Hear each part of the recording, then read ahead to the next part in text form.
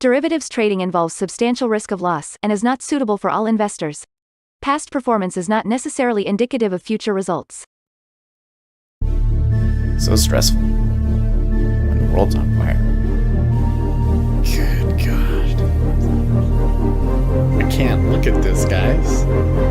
Like, my strategy is you buy it and you hope that you got a good spot. Yeah, but we all think you're crazy. You don't fight this. No way. The markets are freaking out and you don't think that anything is wrong? Come back tomorrow and I'll lose it all. Should be fun. Good morning, everybody. Well, holy crap. Sorry, I hope I didn't just like blow your ears out there. I was listening to things really loud yesterday. Anyways, it's Tuesday. Market still looks super quiet here on the open. We haven't even come out of this range here. Only about 3,000 contracts have traded. We do have a lot of Fed speakers later. I don't know if those are going to be significant or not. I'm going to have to go and look at where they're actually speaking, I think. But, yeah, let's come and look at the charts and kind of see where we're at first, yeah? So here you can see the treasuries.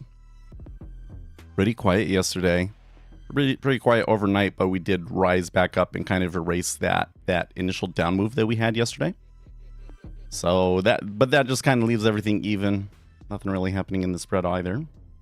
S&P 500 had like an okay run at the beginning of the day, but they gave most of it back and we're still kind of just like where we were. Oil actually coming down. That's probably a good thing. If oil can come off of the like back into the 70 handle, that would probably be pretty good for the economy, but I don't know if it'll happen. I don't know. There's still kind of this thing like I think the upside is capped, but like what about the downside?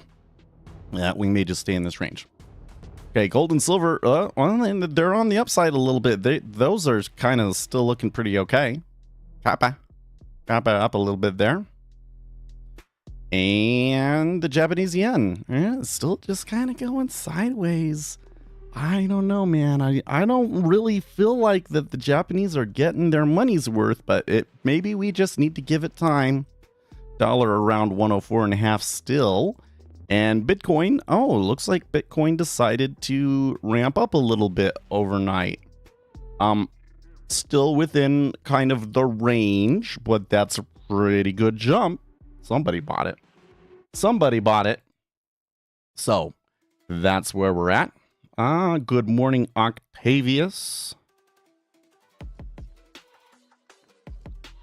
Always here bright and early. Oh, there's Uzi. I was like, it's just Octavius? Oh, it's going to be a lonely stream. Oh, and Rob. Oh, we got a good number of people here. All right, look. There was a little bit of movement there. While I was just running through that, they moved a little bit up. Oh, well, because we had Canadian numbers. That's probably what that was about. So they're reading those as dovish. CPI month over month, spot 5 versus spot 5. That's not a good number, but it's in line with the estimates. So maybe that's why they're reacting to that. I'm sorry, I'm here. Oh, and Jake, there's Jake. Jake, you've been here every day for like several weeks now, wouldn't you say?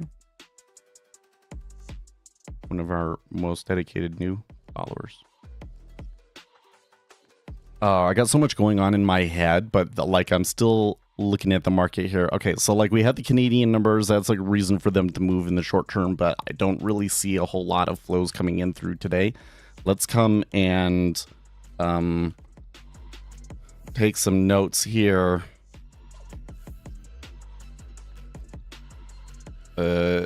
Canadian numbers mostly in line.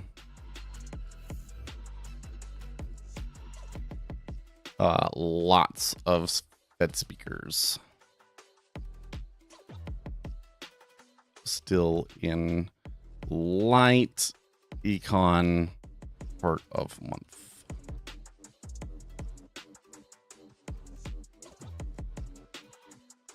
Sticky, when scalping order flow, Should one use a certain strategy or just learn low risk entries and go to exits? So I'm gonna say it's maybe a little bit more complicated than that. I think that the most simple answer to your question is that you should just learn. Well, I don't like the way that you presented the question, Stiggy. I'm sorry. The market is extremely statistically efficient, especially price. But even when you get into order flow, order flow is a little bit more. There's a little bit more that you can get from order flow, but like it's a competitive market. So like there's people out there making money off of these, but like the setups that I know of that are really effective, like you have to fight for them. You have to be at the front of the queue, that sort of a thing. Okay. So like any kind of a set strategy that's like mechanical entries and exits sort of a thing, you're going to be very, very difficult to find anything like that actually works, right? Especially anything that's like public, people know about, right? The edge in it is already going to be taken out. Okay. But there are things like, especially in order flow, okay, that, behaviors that are different from like what a random market would be. So even though it might be difficult to make money from them explicitly, you definitely don't want to like trade against them, right? And so what I'm doing is I'm kind of using those things kind of more as like tea leaves to help guide my larger strategy. And my larger strategy is based off of informational inefficiencies, knowing things about what orders could potentially come in that day and being able to identify situations where there's likely to be a clear imbalance. And then I can read the order flow to both confirm my trade and get a better spot.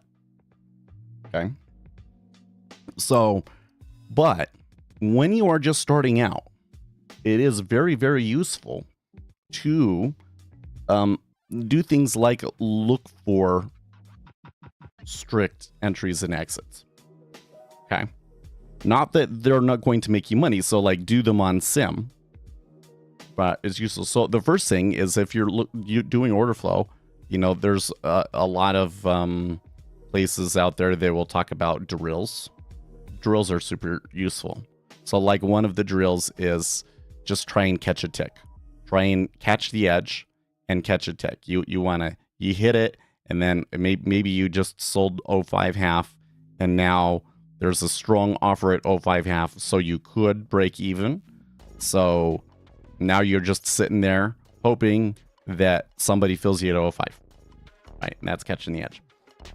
And you just do that over and over and over again. You don't have to do that a ton, like maybe just a day or two. But that's a super useful exercise to do. Or another one is keep an eye out for icebergs and try and join the iceberg when you see them. And try to anticipate where an iceberg will and will not be. That's super useful. And those two things in particular are like the most clear like edges, things that you can see with order flow that will help you. If you can get your entry either from catching the edge or from joining an iceberg. Now, of course, if you join an iceberg, it might go through you, right? Okay, but it's better that you got your fill at 05 than that you market ordered into 05 half, right? You have to have something else. It tells you that the larger flows are going to be actually long, right? For the trade to actually work out, okay? So most people, when they come into order flow, they're thinking, I want to be a mechanical, completely technical trader, right? Seems like order flow is a great place to do that. Unfortunately, that edges, if it was the year 2001, then you probably could still do that. But basically what happened was after the 2008 crisis, the robots took over, and now it's very, very difficult to make money doing that. Okay? So now that means it's harder, but it's kind of more fun too. Like trying to understand the market, knowing what's going on, predict what other people are going to do. That's the real fun, man. It's kind of funny that everybody tries to turn trading into like this boring thing. Well, I get why they say that, because, you know, some people in the 80s, they kind of did that and they made some money, but they were swing trading. So kind of different.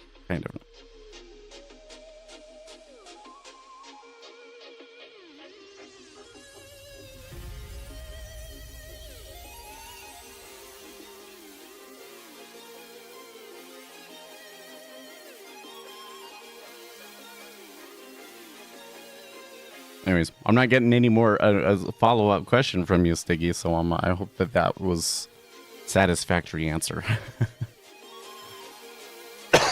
The good thing about having a small stream is that anybody that comes in here has a question, they can get the question answered, and you can get as much attention from me as you need.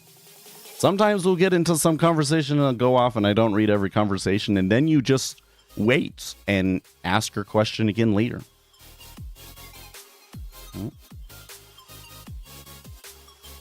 I should minimize this.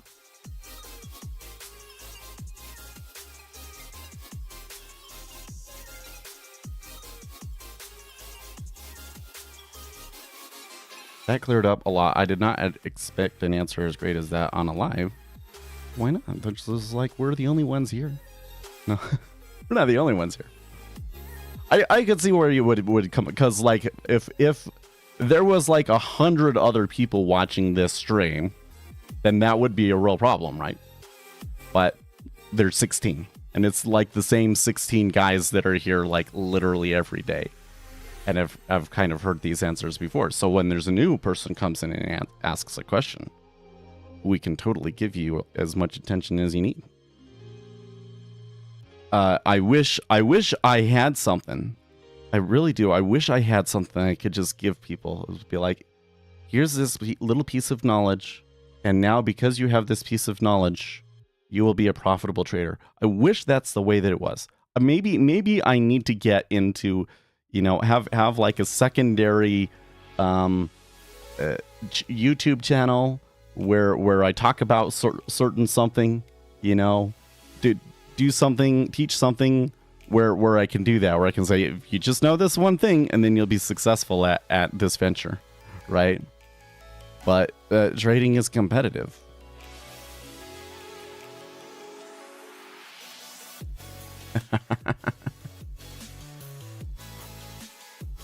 I wish it was like that, but market's competitive, so. But at the very least, what I can do is I can give you a fighting chance, right? I can give you enough knowledge about what's actually going on in the market so that you don't fall victim to all of the easy pitfalls that destroy most other retail traders. So you might not have success, but you'll get further. You'll get further, right? Hello, FX. Good morning. Man, I'm still getting...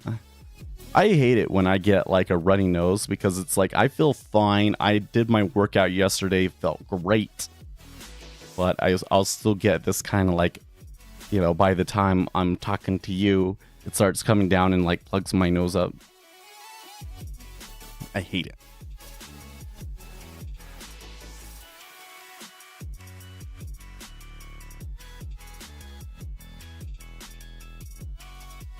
Oh yes, I was just about. I didn't miss the question from Jake, but I forgot about it for a second. In light of that, what do you think about price action? Oh wait, I thought you asked a different question. Yeah, I think that price action is mostly nonsense. So, what's happening with price action is you got a bunch of retail traders, and they have these ideas about the way that the market's supposed to go. And they'll go in and they'll trade it, and they'll trade it with like this absolutely massive stop, right? It's like, okay, I want to make 5 ticks, and I'm willing to risk blah, blah, blah, blah, blah. Am I losing my voice? Am I having a stroke? No, I'm okay. My mouth is just being lazy. Adderall hasn't quite kicked in yet, I guess. They'll say, I'm going to take this trade, and I'm going to make 5 ticks, but I'm going to risk like 10 ticks. Or some I've even seen they risk 20 ticks, right? So it's like a 2 to 1, you know, their R factor. This is one of the ways that you can tell what it is going to be is when they talk about risk reward, right? Like, okay, so what is risk reward? So if I'm risking 10 and I'm making 5, then my risk reward is 2 or something. Like, it doesn't make sense the way that they do it. And especially if you want to do like some real math, okay? Because we can come in and we can do these things where it's like, yeah, if I'm going to write, I should bring the tablet down, right? You know, we can do these sorts of things where we can say, my average winner times the probability of a winner minus my average loser times the probability of a loser is equal to, and then let's just say that we're going to be break even, right? Well, what if I want to represent this in terms of risk reward, right? Well, you know, I'm not going to do it this way, but I'll just show you. You do it the right way, and you say my risk reward is, okay, average winner over average loser. Okay, so let's just say that this is 1. They're equal. Okay, then my winner, or let's do it in terms of my loser.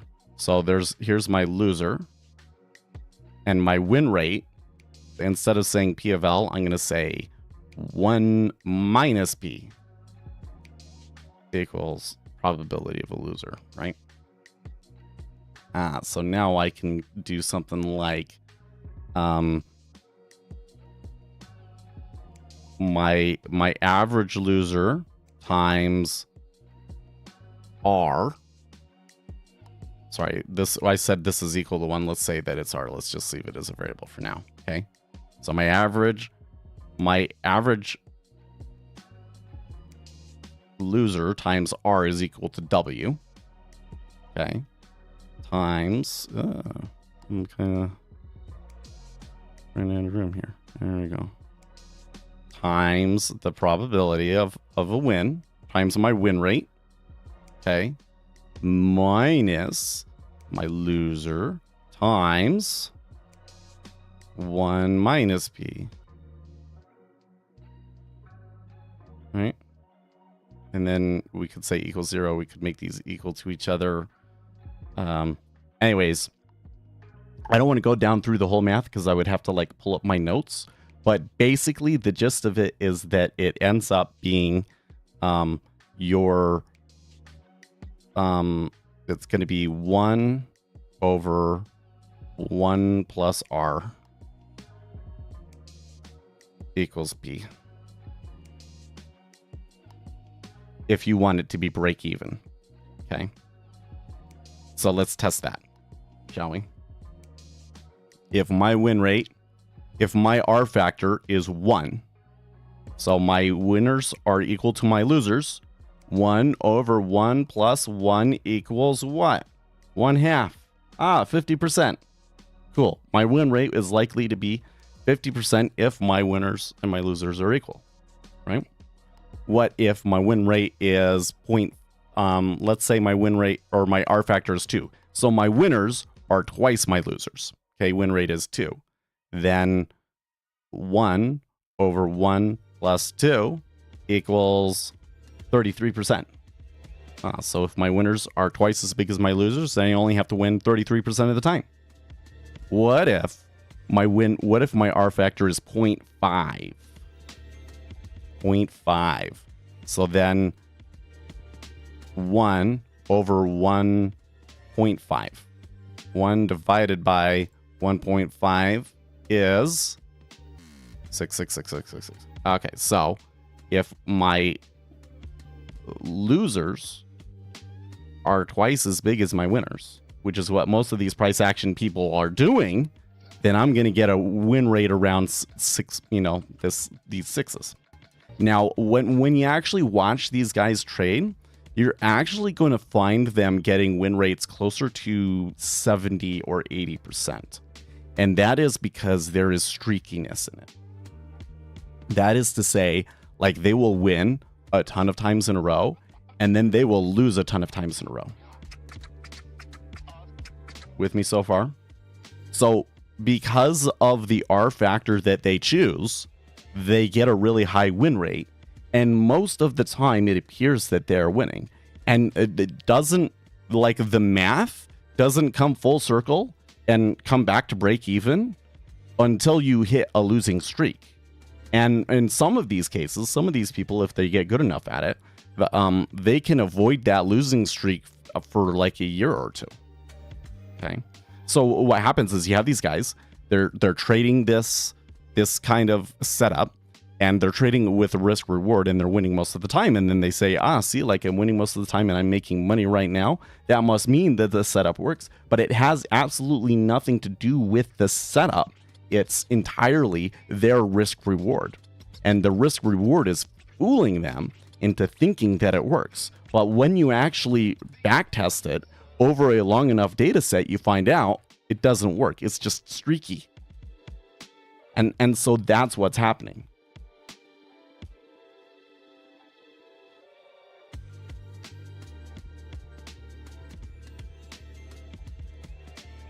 Yeah. But the thing is that most people are not discerning enough to see that, right?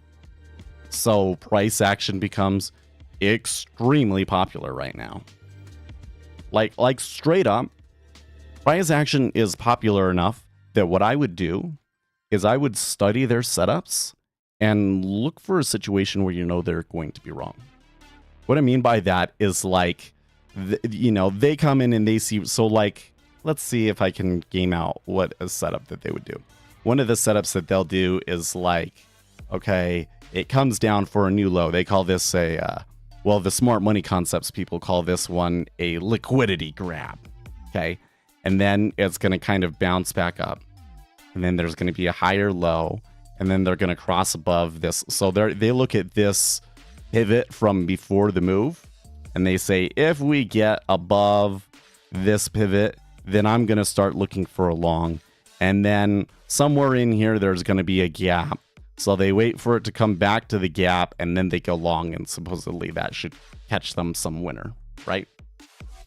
What I would do is this, is I would wait for a day where it's like, you come in and you do all of your notes, and it says, oh, there's going to be a strong imbalance to the short side.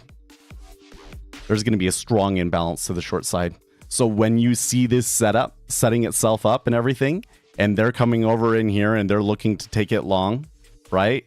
Like, let them take it long for a little bit and then sell it. Because you know that in the end that the imbalance is going to be to the short side, and it's going to be another new low. And when that happens, these guys get destroyed. Like, if you can catch one like that, basically a trade that it is counter to like the most popular retail trading strategies at that time, those will be some of your biggest winners, because when they break down, like, it's catastrophic.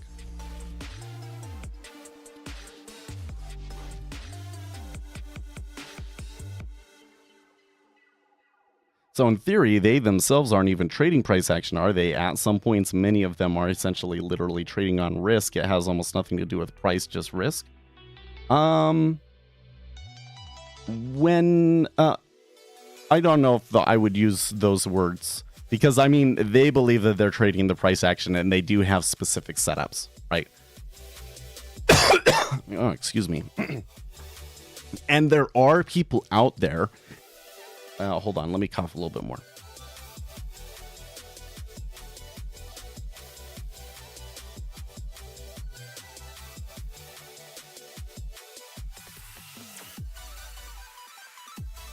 you will find people that at least over a year period are able to show you profits. Okay. So the way that I would describe it is their results are a result of the risk reward that they're using and not the setup that they're using.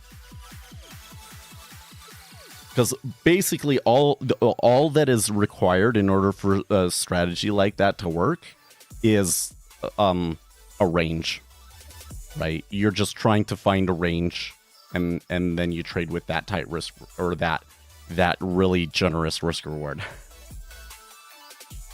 Get all my terms here right. Right. So they think that their profits are proof that the setup actually works. Their results are mostly a result of the risk reward. And this is something important to understand for just about any strategy, particularly a mechanical strategy. If you are back testing something in NinjaTrader, for instance, okay, and you have set profit and stops, the results that you get are primarily a result of those set profits and stops. And it will almost always, over a large enough data set, come out to break even. It almost always comes out to break even on a large enough data set when you're just using set profits and targets. So if you really want a strategy that actually works, you kind of have to, you got to be a little bit more sophisticated than that, right? You need to have like, it's much better to have a strategy that's like stop and reverse, for instance, right? Like you have an entry long condition and you have an entry short condition, and you stay in the market until that entry short condition comes out, and then go and analyze those results, because then you'll have an actual distribution where some winners are larger than others, and right.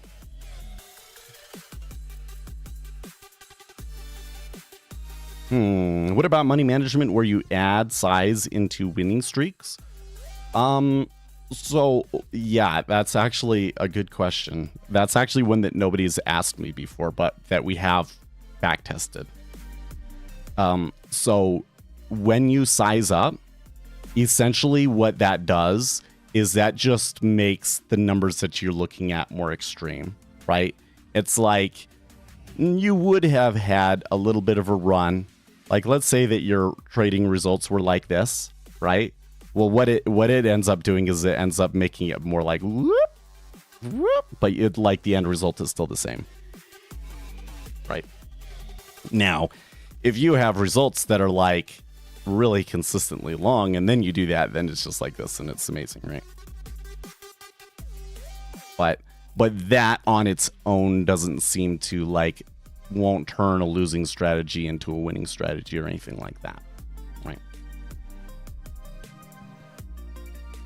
Andre asked, when you coded Smart Money Concepts, have you coded something like this? Yes. So the video that I wrote, the video that I made about Smart Money Concepts and the backtest results that I show you were that setup that I just showed you exactly. It is exactly there is a liquidity grab, quote unquote, and then a break of the structure from before the liquidity grab, and then a return back to a fair value gap. So it's kind of like 3 checkpoints, and the code looks for those 3 checkpoints and then goes long. And you can go and watch that video to see the results, where you can see that like it worked for a time period. Like it was random, and then it worked for a time period, and then it started losing every time. Which suggests to me that the success of the strategy was actually from all of the retail traders trading it, and not actually any kind of real market behavior. So that to me is like the ultimate slam on it, right? Is okay, here's the actual setup that you were looking at. Was it actually a thing? Not until y'all started trading it.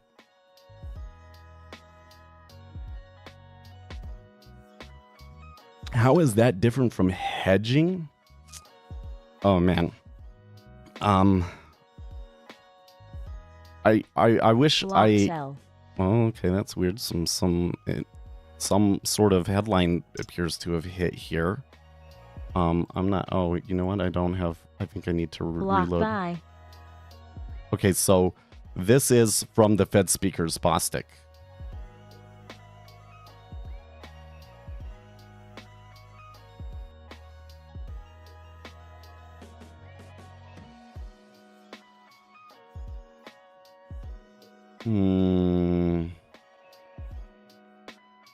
Fed Waller, April CPI shows progress towards 2% is likely resumed.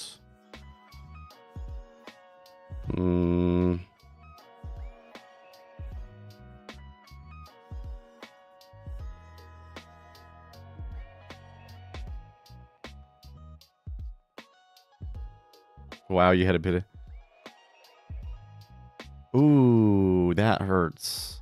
Yeah, I'm sorry. It should have been, you know, we pointed out at the beginning that there's a lot of Fed speakers, but I kind of lost track of time.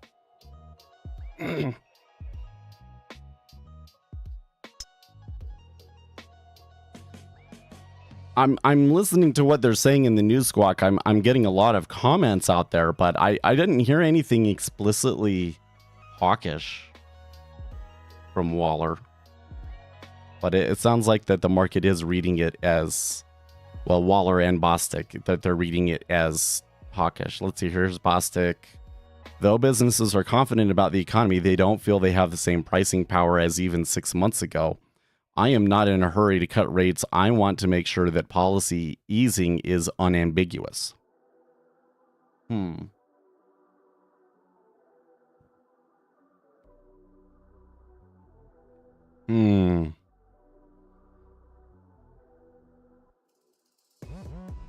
So what was I gonna talk about? Oh yeah, hedging. So what you can do with hedging is you can say, I'm going to go long all of these names, and I'm going to go short all of these names. And these ones, I'm going to make like a certain amount. And on these ones, let's say that the market goes up. Okay. So on these ones, if I just assume everything is even, I might make like the market rate on these ones, like 7%, right? And I might lose the market rate on these ones, or like I might lose 5% on these ones, right? But what I can do is, because I'm hedged, I can use leverage, essentially. And so then, if I'm using like 10-to-1 leverage on this, the difference between these two is 2%, but I'm using 10% leverage. I actually make 20%, essentially. And that's how these kinds of hedge fund strategies work, essentially. It's actually, they're in a way, they're taking less risk. They're getting a greater return by taking less risk. But there are risks involved with it, because what if, for instance, one of these ones that you're short on, like blows up, like GameStop, right? And then you lose a lot more than 5%, right?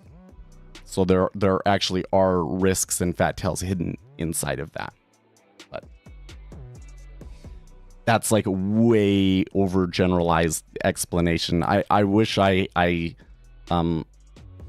was practiced enough here on this to like show you some actual numbers. There's a book called More Money Than God, and they explain this in a way that is just absolutely brilliant.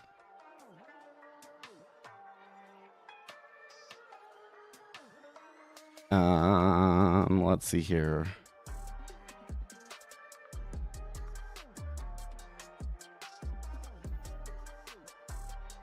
What was, oh yeah. In general though, like my assumption would always be that the market is efficient. That in, especially in terms of like that the market is statistically efficient. Let's put it that way, right? I would just always assume that the market is statistically efficient. And if somebody is telling you otherwise, be extremely skeptical. And they will have to prove that an inefficiency exists there before I'm going to waste time with it, right? And if they don't actually have like real statistics, okay, do the smart money concept guys, do they have some back test that shows you like the last 20 years of this thing? They don't. That's why I made it and showed the results to you and then basically showed that it was all nonsense.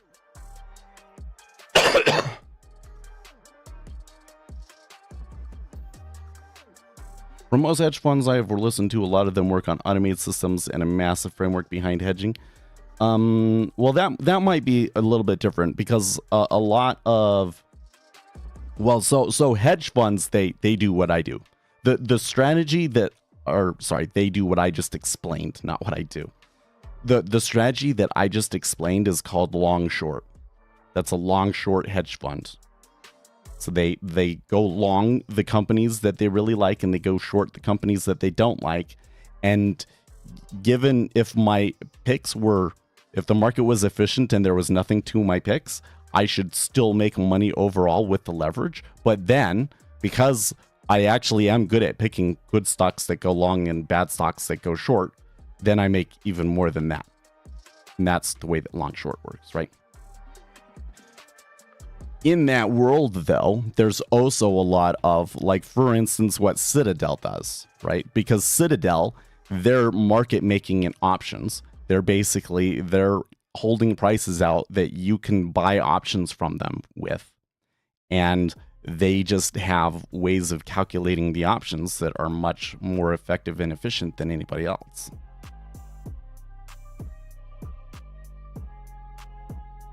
They get to trade dark pools. Well, so trading in the dark pool is not really an edge in and of itself. So the whole thing with the dark pool, I think that people misunderstand what the purpose of the dark pool is. Because most retail traders are obsessed with following other people, right? So most retail traders hate dark pools because it prevents them from seeing a transaction, and they believe that that transaction has some sort of informational content behind it, right? It's basically the whole flawed premise of technical analysis and everything, because there's this assumption. Let me back up. The conventional wisdom is that the market is fully efficient, which means that there's no information out there that's not already reflected in the stock price, right? In that world, every transaction has some sort of informational value. If there's some really big fund out there and they just bought $1 billion of something, I want to know about it because, that's information that I might be able to use to predict the future somehow, right? That's in the world of an efficient market, okay? But once you realize that like the largest transactions out there have no informational content behind them at all, they're just like rebalancing for the month, but it still moves the market regardless of whether there's informational content in it. All of a sudden you kind of realize that those sorts of things maybe don't matter in the way that you think that they did, right? And so retail traders are upset about dark pools because they believe that they are missing some informational content that they could glean an edge from. The reality is that the dark pool really exists for them to get a faster execution. So, like, if I want to buy $1 billion of something, how do I do that? Well, I could just go out to the market and start buying it, but if you don't know how to do it correctly, you're probably not going to get a very good price because as you buy it, that's going to move the asset, right? And so there are desks called block trading desks, and their whole thing is that they know how to execute these things. They understand the square root law of meta order impact, and they have all of these tricks up their sleeve so that they can execute it in a way that reduces or minimizes. They can't eliminate their impact on the market, but at the very least, they can minimize their impact on the market. So Goldman Sachs has a really good block trading desk. JP Morgan has a really, really good block trading desk. And So normally what you do is you say, I need to buy $1 billion of this thing. I can't execute it myself efficiently enough. I'm going to go call Goldman Sachs block trading desk and they do it for me. And so then what happens is Goldman Sachs trades the $1 billion with me, and then they go around onto the market and they go and buy it up themselves. Okay. So what the dark pool is it's a way to do this same thing without having to call somebody. That's really what the dark pool is about. Is I can, there are people out there bidding and selling and whatnot, but it just doesn't show it. It's like there's a limit order book there, but you can't see the limit order book. So you can just come in and you can say, I want to buy $1 billion worth of this thing, and then it will tell me what the price is for that. And I say, okay, and then I execute it. And what happens then is that market maker that was on the other side of that trade turns around and buys it from the market. So the price impact still happens. You see? And they're not getting the best, they're getting a price that's estimated based on what the impact of their order will probably be, right? So they don't get an explicit edge from trading on the dark pool, you see. It's just like there's a meta order. It's just an easy way for me to offload the meta order to somebody else, but it's still going to come to market. You're still going to see it.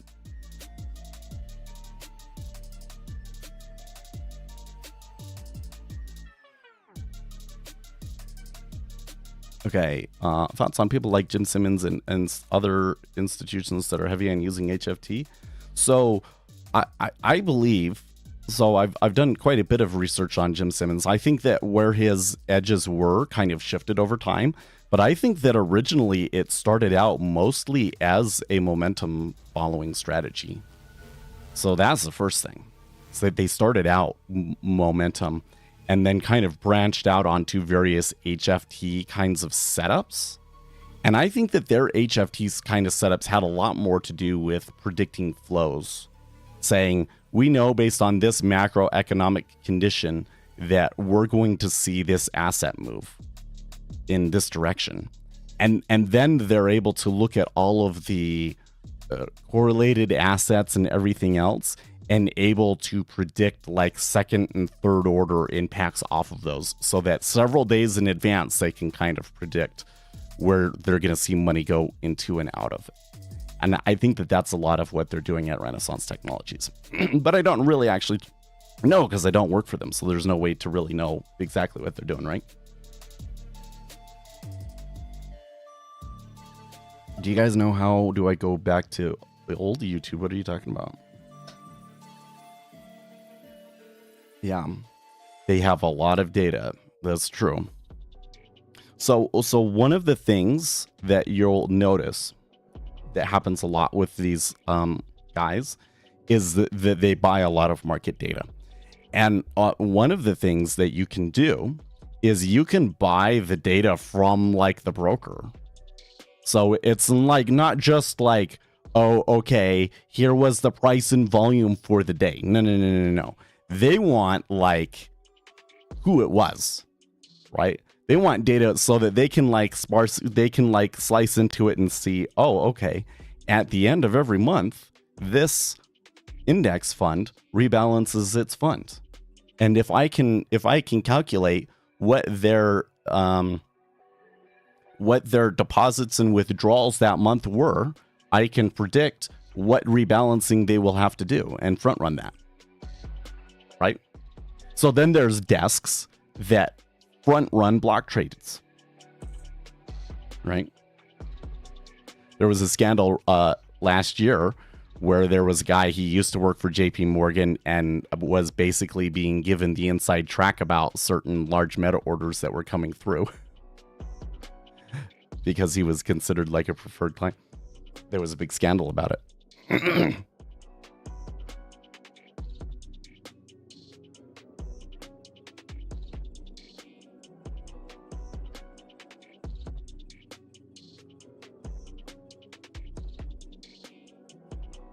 Oh, I guess there's another comment that I wanted to address though, which is like that the banks work together to F us over.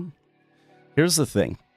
In any system at the scales that we're talking about, somebody has an advantage.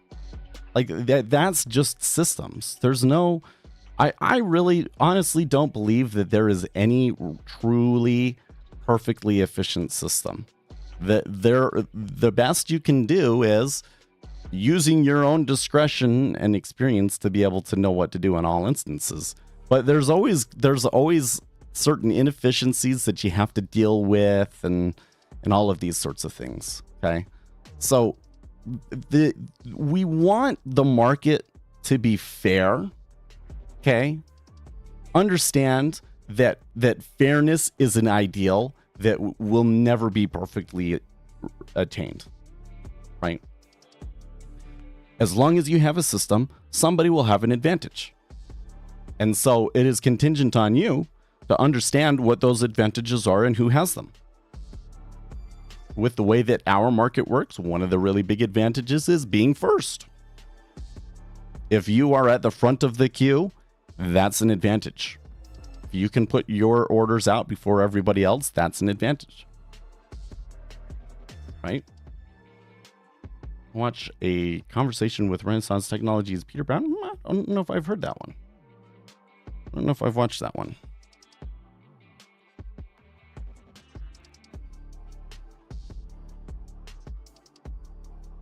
Oh. I definitely have not seen that one. But it's on the Goldman Sachs YouTube channel, so I should definitely watch that.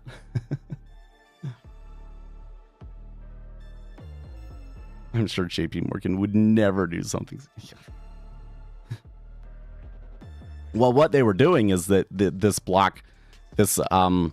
these people that specialized in trading block trades, they provide some liquidity. So they kind of are like a preferred customer in some respects. And so they wanted to give him, information that would help him because him being a big customer was helping them, right? But they went overboard.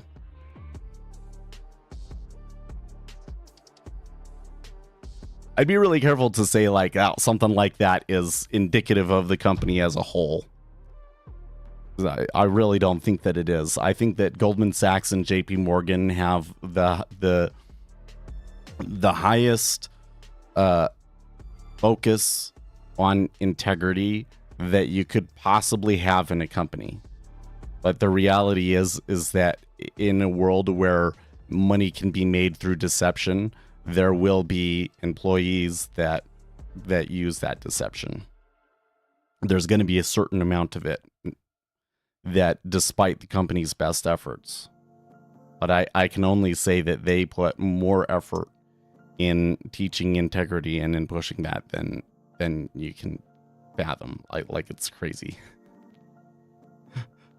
They say that it's like a cult. It really is like a cult. I got to say.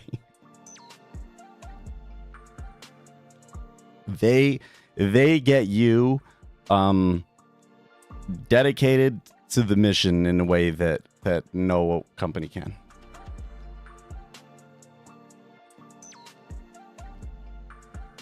What were you doing when GameStop had a run a few years ago? We made money on it, as what we did.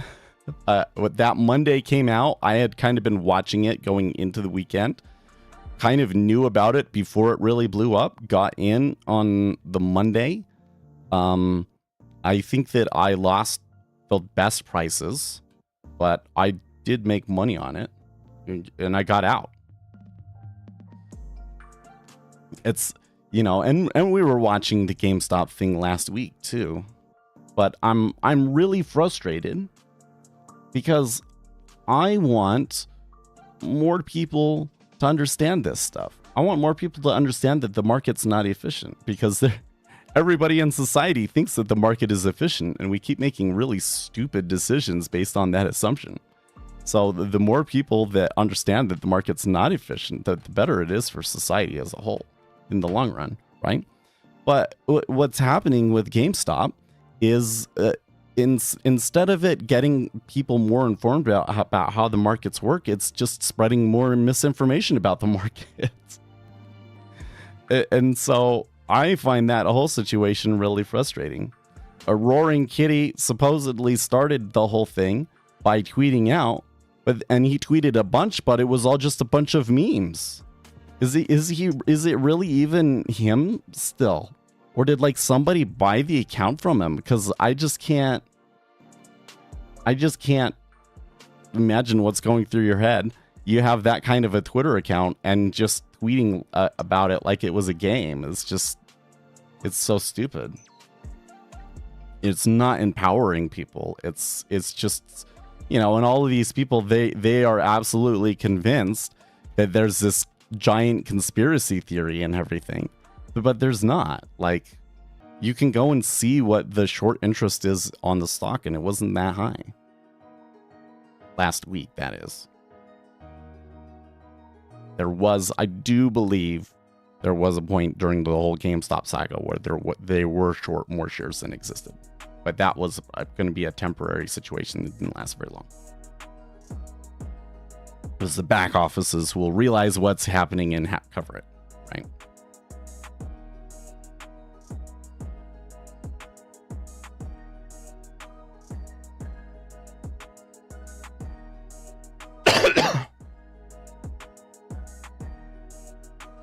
It was a little bit more productive of a cough.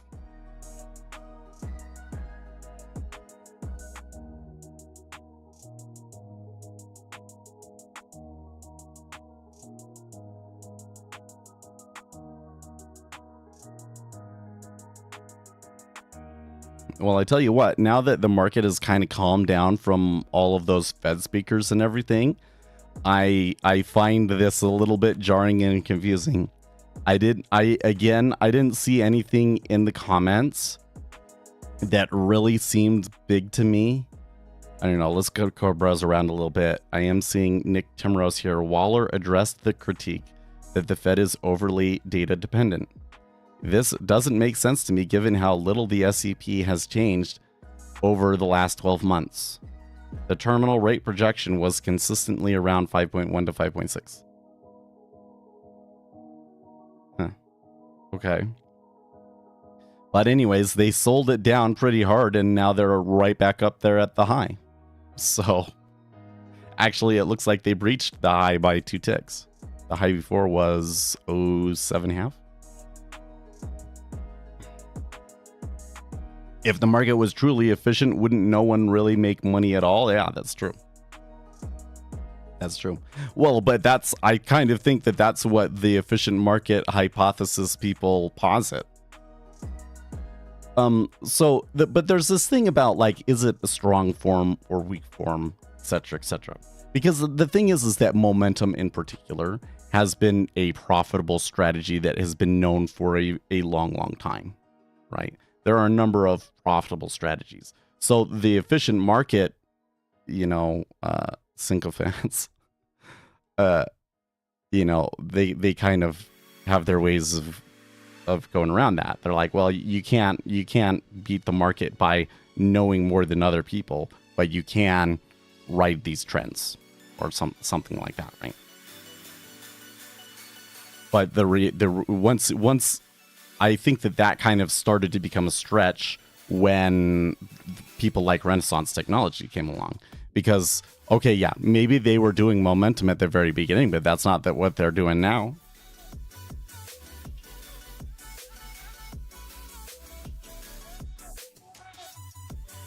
I think that was when, like, the whole thing was, okay, these hedge funds, they're making money. So how are they doing that? So all the researchers went about trying to figure out what it is, like, why does this strategy work?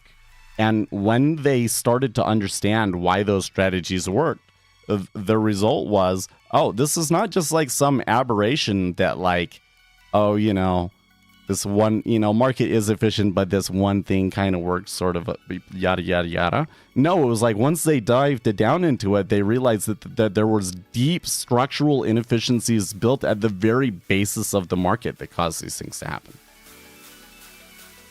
So some people have this idea that, well, as we understand these inefficiencies and trade them, they will get removed from the market, and eventually we will get to an efficient market as our understanding increases. But I would say that's not true. There are the very nature of it is inefficient. And in fact, like what I think we've seen over the years is, I'd say that it's become harder to profit because it's competitive, but the market has become less efficient, not more. And informationally efficient, that is to say. Like the price that the S&P 500 is at is not a very good reflection of the future economy at all. Which is why when we're doing that kind of analysis, we have to track those things separately. We track what the economy is doing and, the economic conditions separately from the future orders in the S&P 500, because they don't always correlate very well.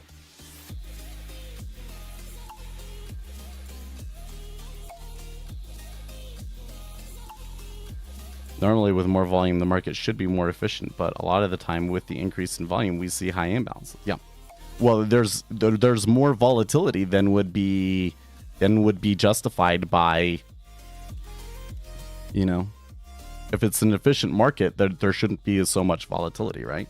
And why do you get more volatility the more trading that there is? It's because the trading creates the volatility. It's the market is at its very core informationally inefficient. But it's statistically efficient. That's the killer. That's the killer. Is that orders have such a strong impact that it's very, very easy to wash out this tiny little statistical aberration that you have. That's why we've had such a hard time deconstructing the puzzle, because from one perspective it's not very efficient, but from the other perspective it is very efficient. Right?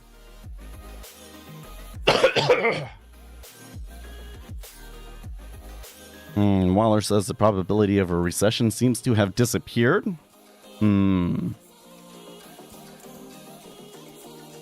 I kind of feel that, but then there's other things that I look at in the economy right now that kind of make me be like, maybe there is a recession could still happen. Like Red Lobster going bankrupt. Like, good grief.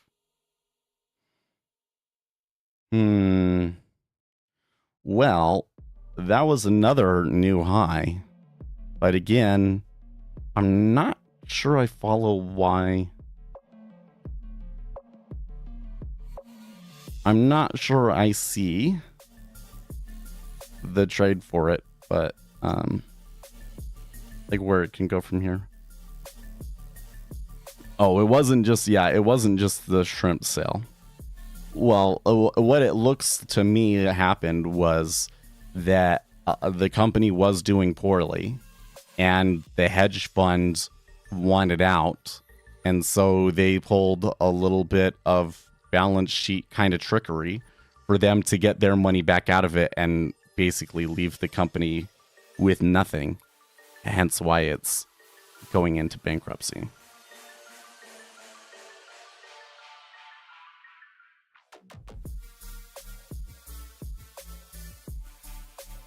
I don't think that changes that it seems that the company was not doing very well.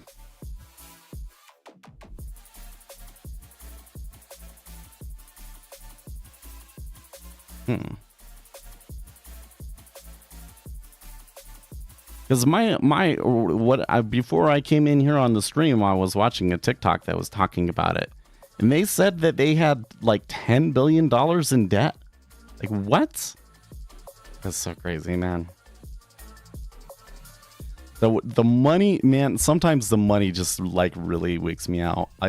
So there was a thing with an influencer that we had a lot of trouble with, and apparently it had been in trial recently, and some of the information from that trial leaked out, and basically over the last like 10 years, the guy had literally lost $1 million in trading. Like, adding all of his losses together was $1 million. I'm just like, that's so crazy.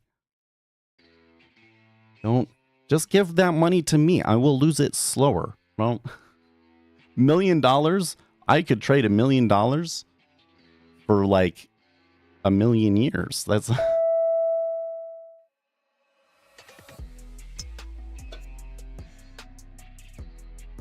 I don't know. If I had made $1 million, I don't know if I would. I definitely wouldn't trade the same way anymore. I would probably shift things over to a momentum strategy.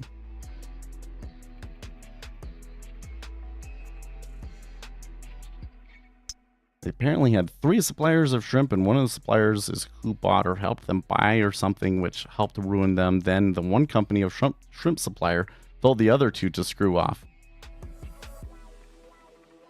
If you made $1 million off pure luck trading, the obvious answer is immediately risk 800,000 for the one trade. No, I wouldn't do that. Guys, I feel like it is a moral imperative to be wise with the capital. And, you know, that's why when I come in here, I could risk so much more than I do, but I'm only risking like $10 at a time. Because to do more, I think would be irresponsible. Now, if I had a bigger wad, like, you know, if I had $100,000 in this account or something, then I would probably trade a little bit larger, and that would probably help me, right? But I'm not just going to go and throw it into some YOLO trade, right? Because that's money that can go into productive things like helping the next generation and building other companies. So.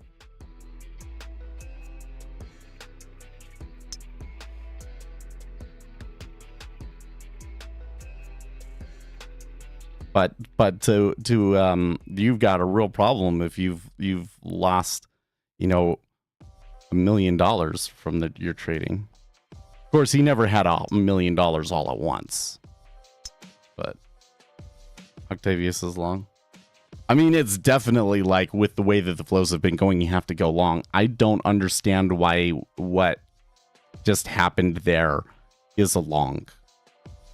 Governor Waller saying probability of a recession seems to have disappeared. I guess that's a buy, but like, didn't we already know that? I don't know.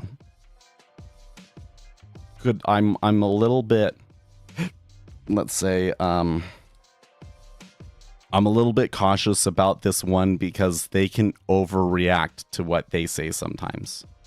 And if I had heard it and recognized that as, oh, that's a buy and gotten ahead of it, then, you know, I would probably be looking for the quick profit and not a trend day, right? Klaus Schwab steps down as World Economic Forum executive chairman.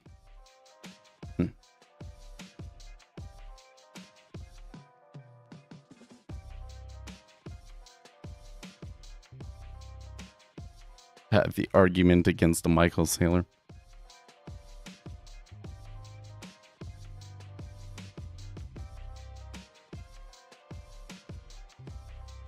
But anyways, but the thing is, you know, going back to, oh, it's crazy to think about the numbers. It's just, you got to realize that it scales up so quickly, right? Scales up so quickly. Well,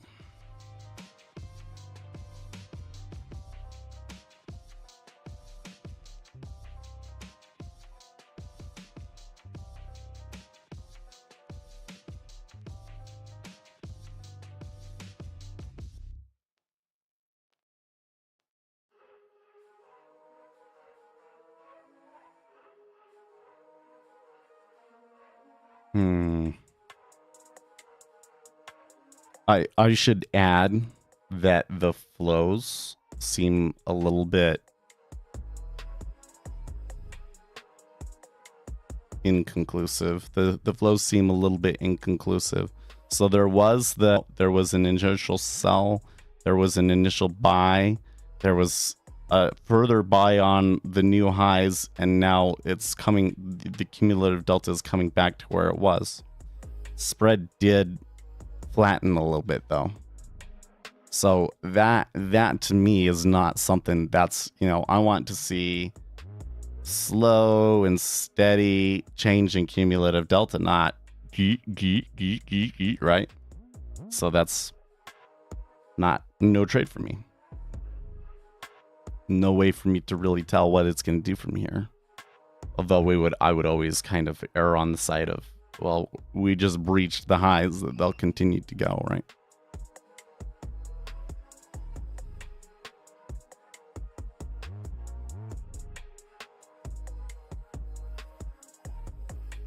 Let's come back over to this other screen. You know what? We had so many questions and comments today, and then this, you know, Fed speakers stuff. I was gonna ask you guys if you wanted to program something, like set up a poll or something. I guess we still have time to do that if we want. I'm still kind of poking around here to see if I could glean some reason about why market's reacting to the way that it is, but I'm just not getting any hints here. Okay, here's another tweet from Nick that I missed. What do I mean by good data? What grade do I need to give future inflation reports? I will keep that to myself for now, but let's say that I look forward to the day when I don't have to go out 2 or 3 decimal places in the monthly inflation data to find the good news. God, good grief. Rate hikes probably unnecessary. Several more months of good inflation needed for cuts. If I were still a professor and had to assign a grade to the April CPI, it would be a C+. Far from failing, but not stellar either. See, that's not bullish. That's not dovish. So I don't know. I give up. I give up. I don't know what's going on.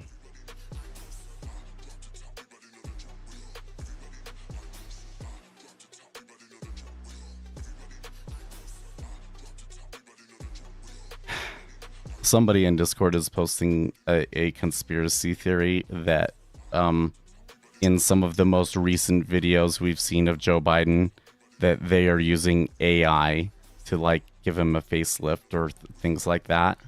I sure hope that's not the case. Can you imagine what kind of a impact that would have on public trust if it was revealed that the office of the president was using AI to manipulate people's perceptions? Like, nobody would be able to trust anything ever again. Maybe they shouldn't trust anything ever anyways. I saw a video demonstrating the app. Well, I don't know, man.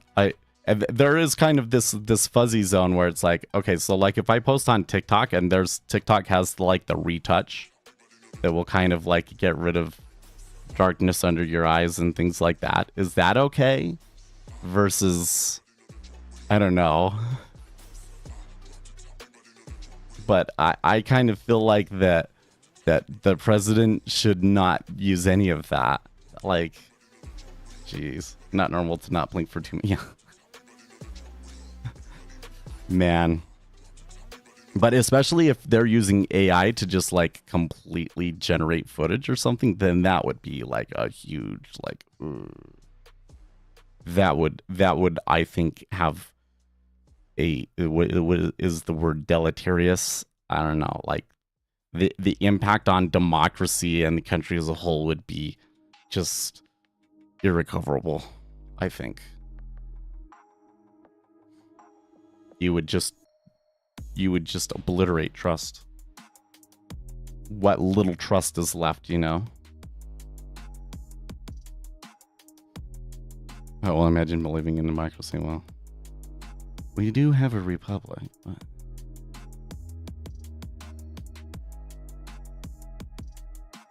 Remember after the election his acceptance speech at the Jeep dealership? No, actually I don't. He gave his acceptance speech at a Jeep dealership? What, really? I don't remember that.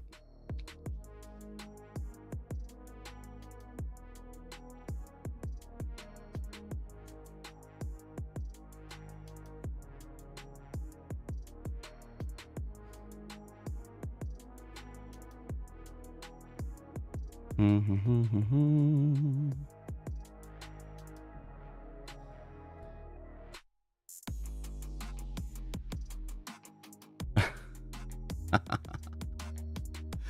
my gosh, how have I never heard this before? Okay, so somebody on Reddit asks, are prop farms a scam?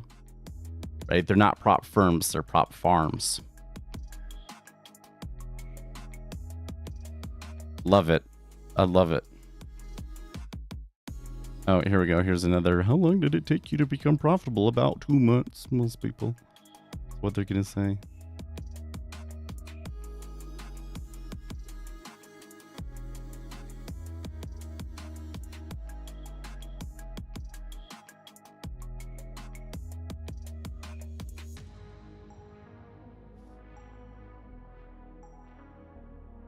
Wait, Scarlett Johansson just issued this statement on OpenAI. I have confirmed its authenticity directly with her publicist. Last September, I received an offer from Sam Altman, who wanted to hire me to voice the current ChatGPT 4.0 system. He told me that he felt that by voicing voicing the system, I could bridge the gap between tech companies and creatives and help consumers to feel comfortable with this seismic shift concerning humans and AI.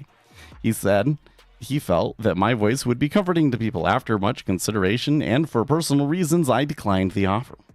9 months later, my friends, family, and the general public all noted how much the new system named Sky sounded like me. It doesn't sound anything like her, but okay.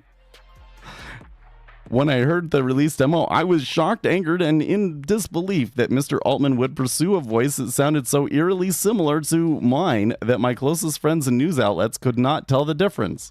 Mr. Altman even insinuated that the similarity was intentional, tweeting a single word "her," a reference to the film in which I voiced the chat system Samantha, who forms an intimate relationship with a human.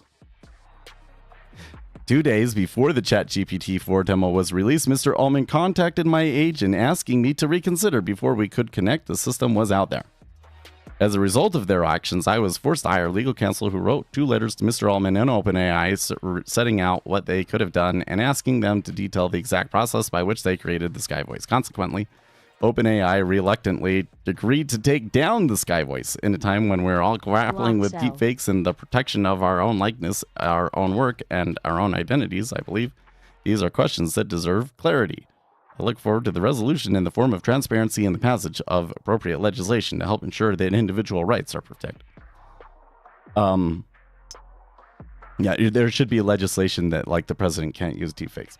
But anyways, I don't think that I think that they found somebody that kind of sounded like her and they based it on somebody else's voice. So, like, when they reveal how it was done, I think that, but that does kind of sound like that they did try to kind of make it seem like her for the publicity's sake, though, doesn't it?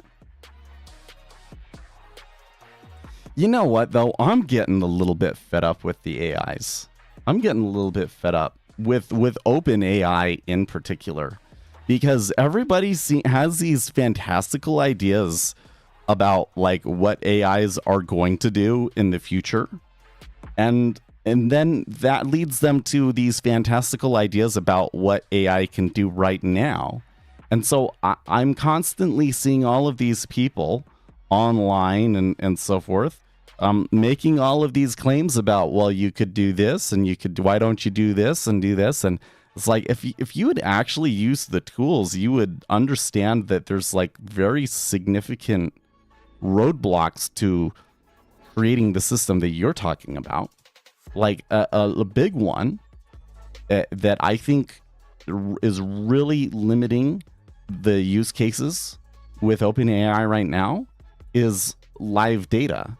Like, you can take a document and you can give it the document. You can, like, delete the document, upload a new version of it, but then the model has to, like, completely retrain and stuff. So, like, it's not very good with live data.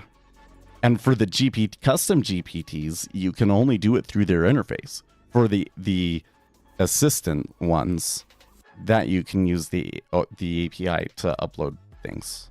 But so all these people have these ideas about the things that they're going to make that you can't actually do. And I kind of feel like a lot of, so those of us on the tech side that are actually asked to like use these things is like, or just like wasting time. And I find it really frustrating.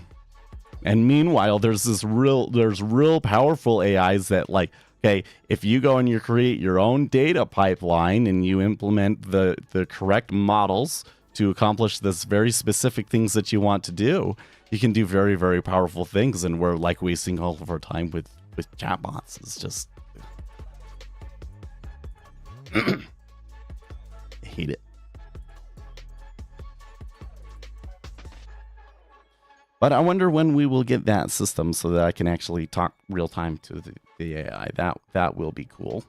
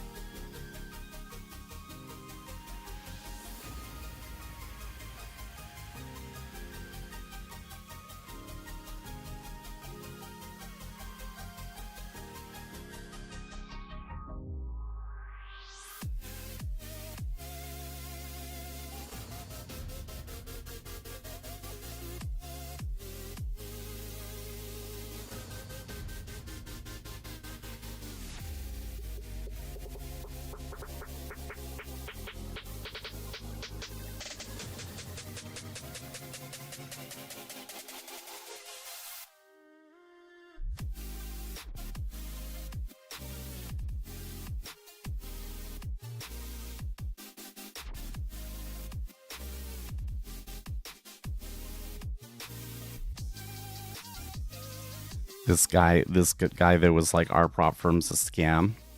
Well, they're not a scam. They provide the service they claim to provide, but I don't think it's a very good deal. But he's like, the way that he types and everything, like it's so hard to read. There's like so many dots in here, and like it's yeah. It just seems crazy to me.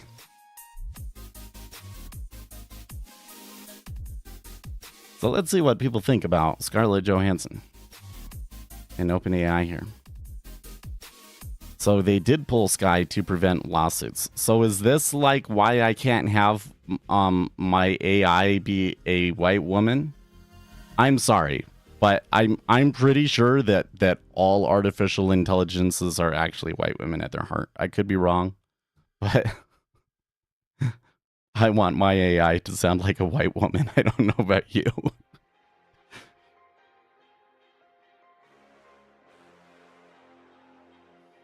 Let's see here. That's easy to solve. All it takes is to disclose the person who did Sky. If they are afraid of exposing her, just mention who she is, just show transparency, and then don't use her voice. Unless the voice was taken from Scarlett Johansson, if they were asking her to reconsider, this suggests this was indeed sampled from her voice. Why would you ask a famous actress to reconsider when the voice is up and running? If it isn't her actual voice. Good question. Yeah, they had 6 voices up and running and can easily add more. That's probably true.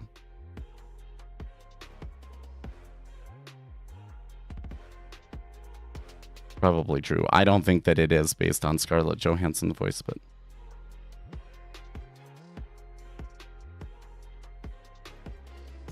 yeah, spectacular own goal from Altman.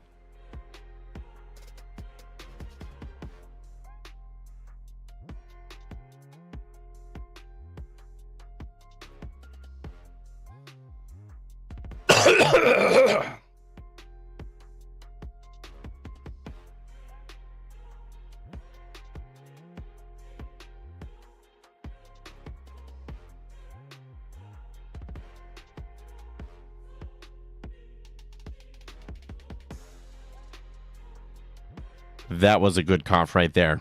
Oh, that feels so much better. Not perfect, but much better.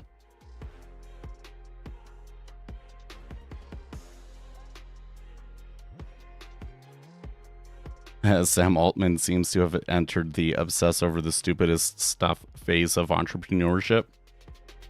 Yeah. I think some of these people might be right. I think that OpenAI is overselling what they have.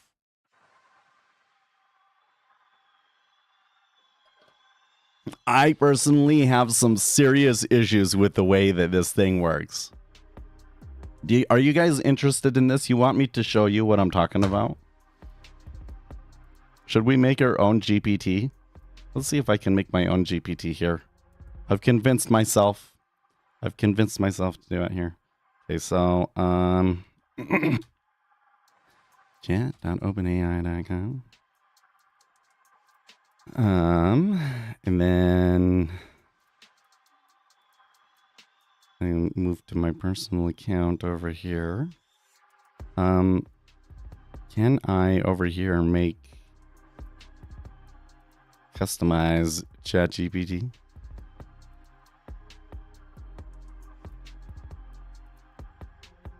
Oh, that's not the one that I want. I think I'd have to use my other account. And then my GPTs. Okay, cool. Created GPT.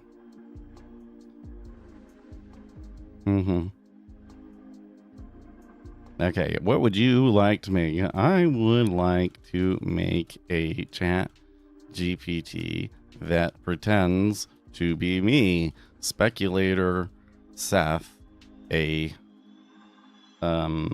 niche YouTube creator that specializes in trading, live trading,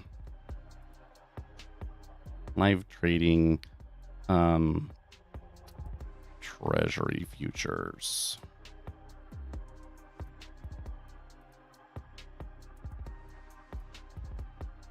There's Speculator Seth GPT. Yeah. Wait, it's generating a profile picture. Let's see what it's gonna do here. Okay. So Speculator Seth GPT apparently has hair. Sure, that's fine. Okay. Sure, that picture is fine.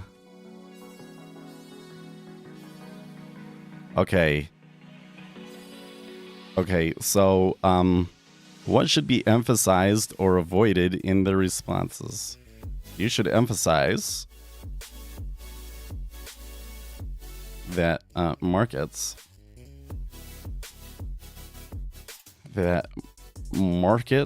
are very statistically efficient, but not very informationally efficient. You should avoid we should also say you should always mention the probability or the risk of loss.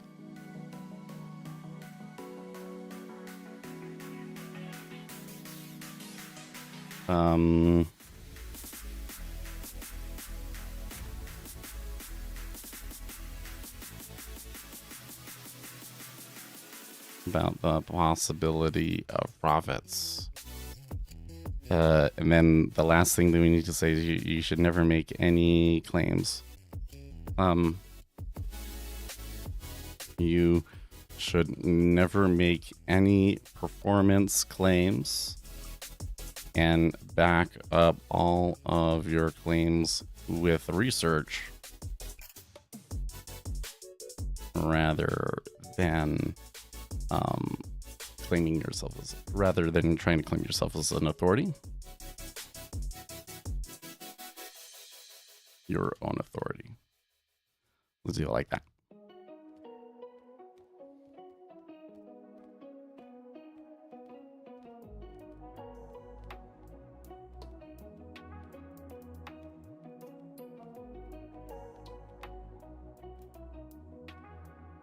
It's thinking really hard about that one. It's thinking really hard about that one. Treasuries are still kind of pushing up here, man. They're still not really far above 10, but they're like on the edge.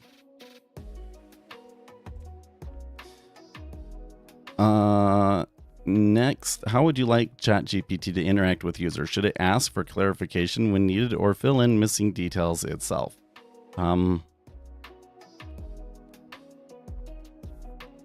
It should fill in missing details and then ask the user.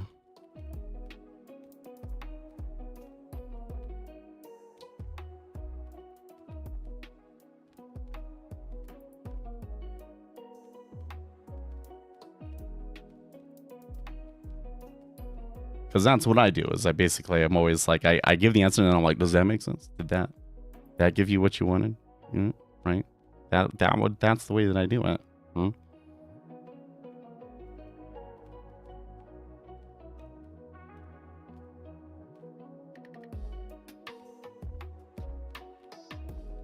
Okay.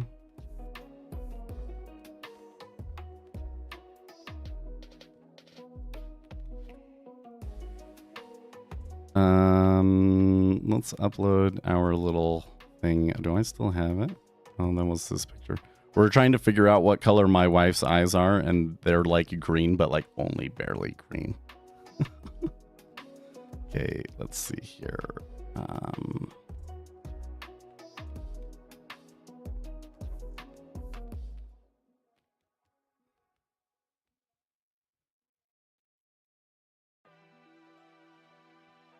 I don't know if I have it here. Hold on a second. Let's just download it from over here.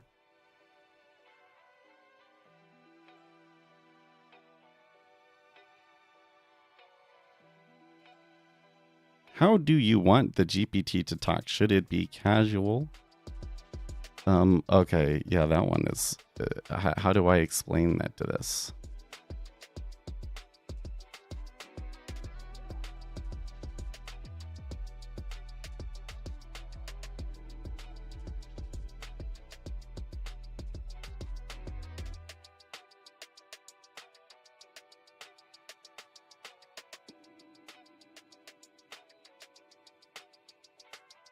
Okay,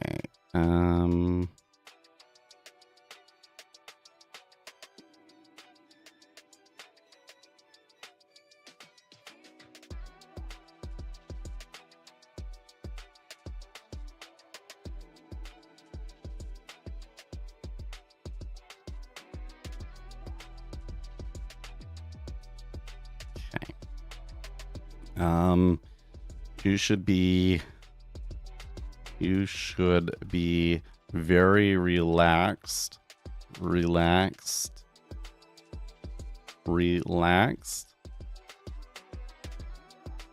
But serious.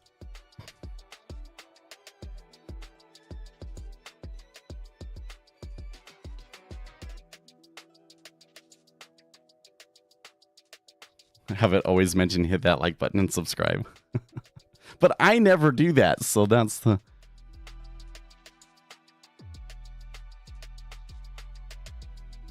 Okay, let's see here.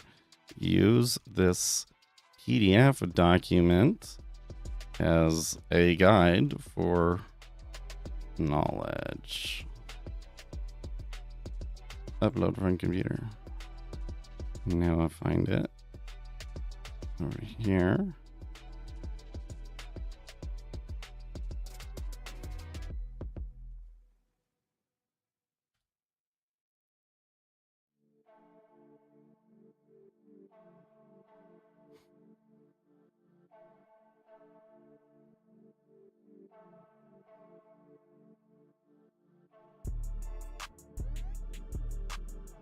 Now, we might need some more. Maybe I need to go and like grab a transcript of like all my YouTube videos and have it.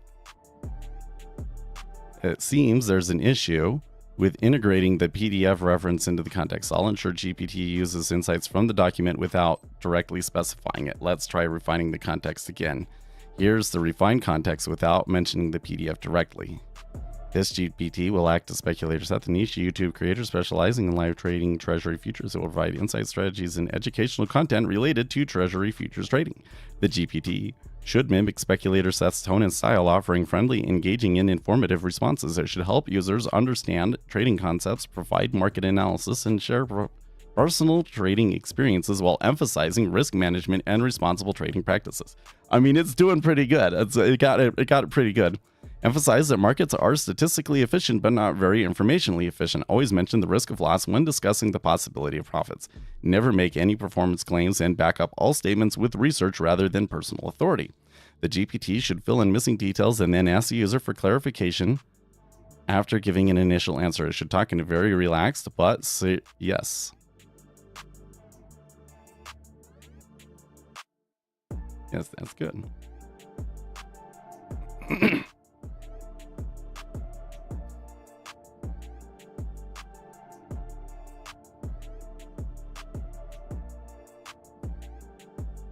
Okay, try it out in the preview. Oh, that's over here. Okay. Okay, so it gives me some pre-canned questions. Can you explain the basics of trading treasury futures? Let's try it.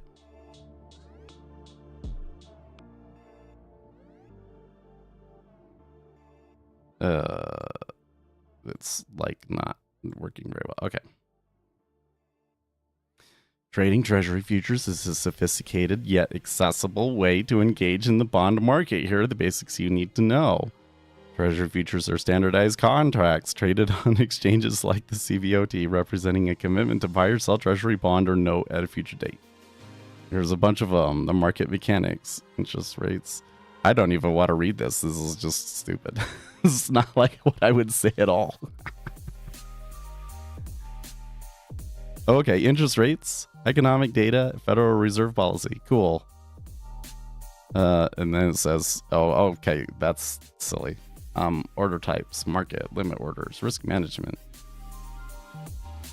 The role of margin, market analysis, fundamental analysis, technical analysis. Of course not. Of course I wouldn't do that. But how would it know that? How would it know that? Maybe if I could put in all of my YouTube. Okay. But here was the point that I was trying to make, okay? It asks me a couple of questions. Really, all I'm doing is personalizing the GPT, right?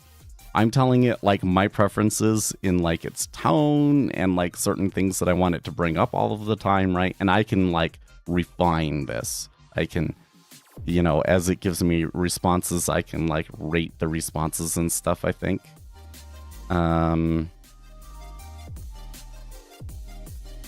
You know, etc., etc., etc. And I can upload a thing, and then I can come in and I can create it, right? So if I want to, like, change that document, so let's just click create, update.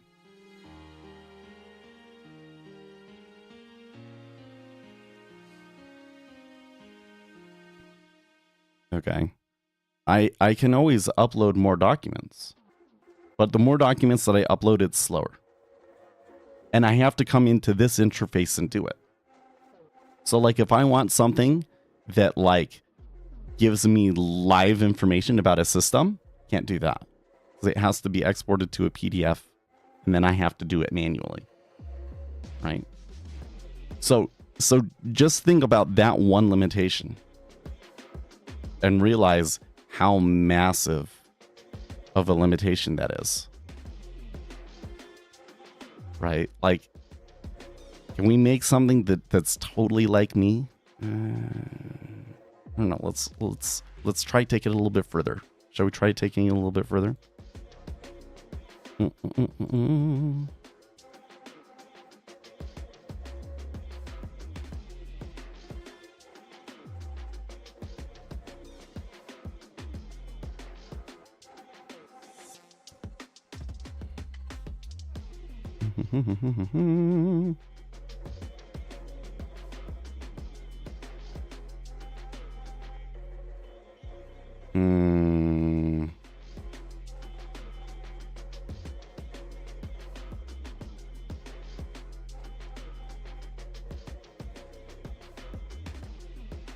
Okay, so this is something that will get all of my subscriptions for vid in file 1. Oh, videos.csv.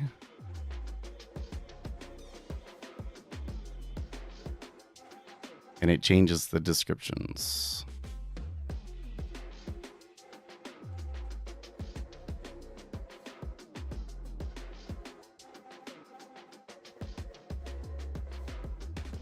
Okay, Ajax get video IDs.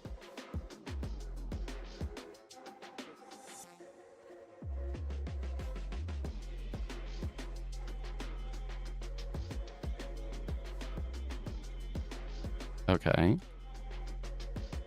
So, it's been a while since I've used this script, but I think that what I'm going to do here is going to copy videos.csv to videos.dk.csv. And I'm going to run Python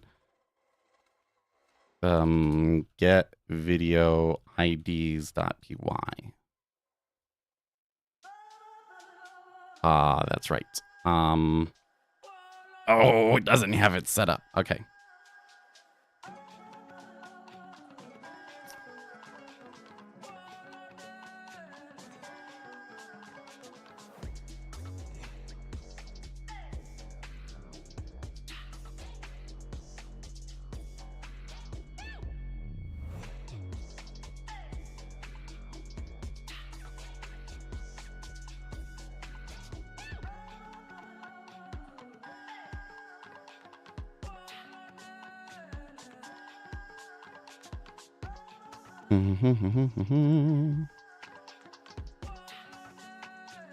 Actually,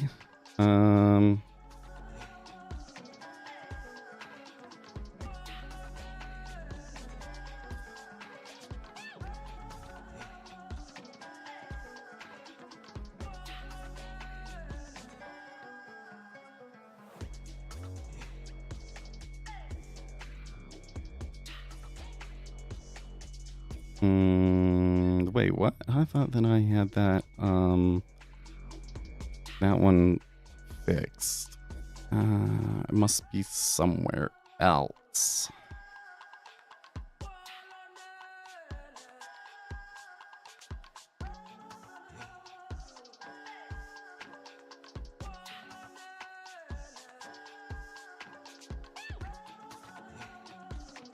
There we go.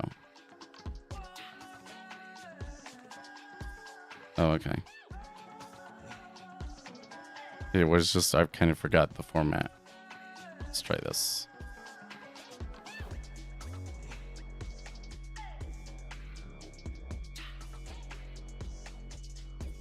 I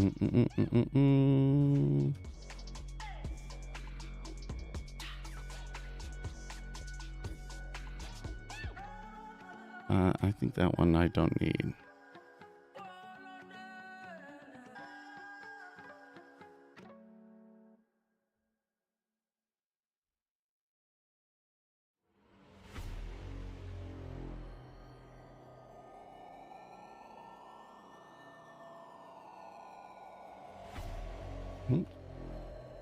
Delete that right there. I don't need that one either.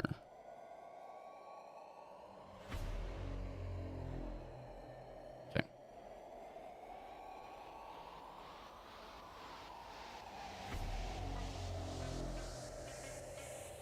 I'm watching a guy's live and he doesn't know, but he accidentally showed his login credentials. Oh boy. Like, did he actually show the password? I don't know. Oh, you always see little bits and pieces here, but you know, as long as you don't show people a password, you're probably okay.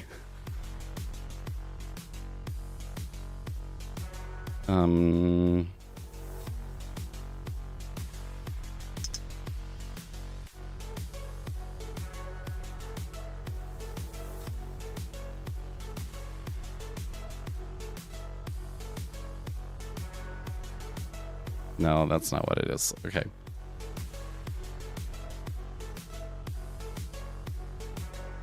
I always forget the command. Is it -R?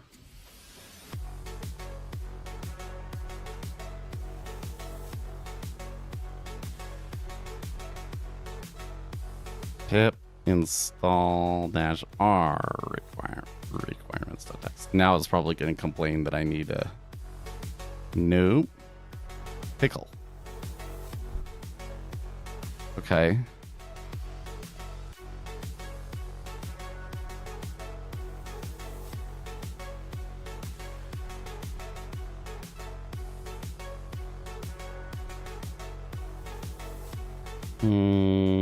I think that pickle might be a default Python library.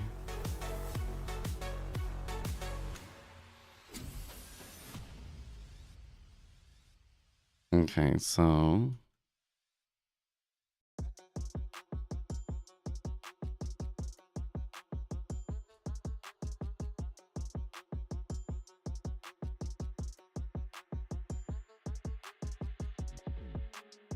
okay.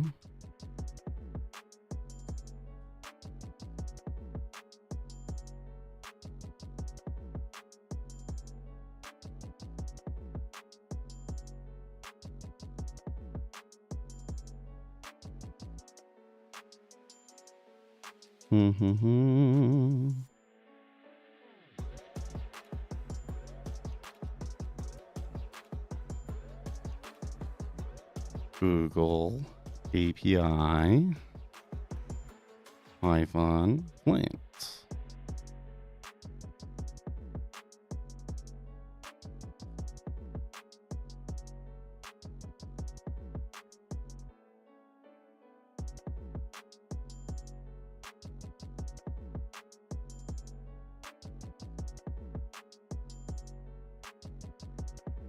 Maybe it already has that part. Maybe I don't need the preprint part. Let's try the Python. Get the videos IDs py. No module named Google Authlib. But I installed that one, didn't I?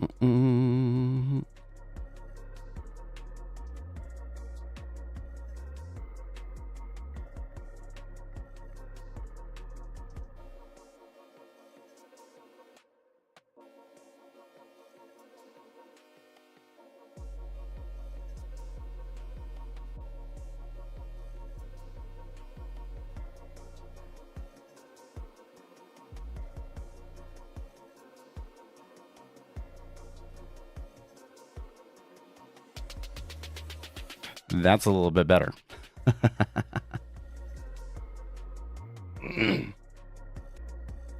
Cannot install packages due to OS error. Cannot find the file. Normalizer.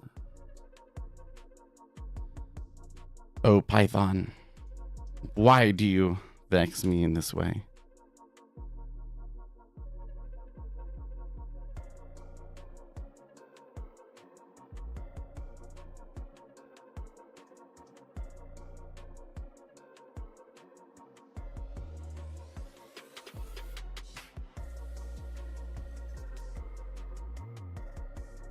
Yeah, I know why. Because I need to go and let's see, can I run it as... Well, I might be able to use sudo over here. Because I have the new version, don't I? Sudo? No, it doesn't recognize it.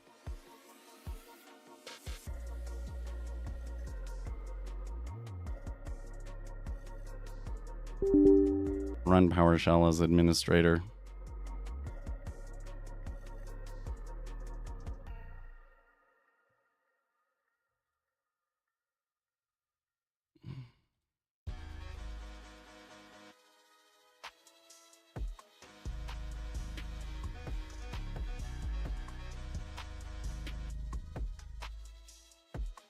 Let's see if that works. That works. Okay.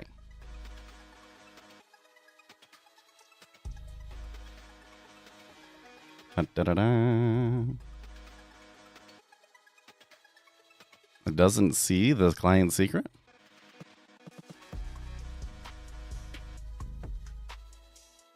But it's... Oh, no, it changed.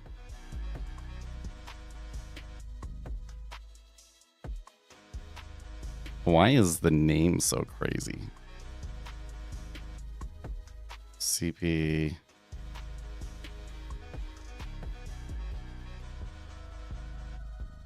No, wrong. Control C.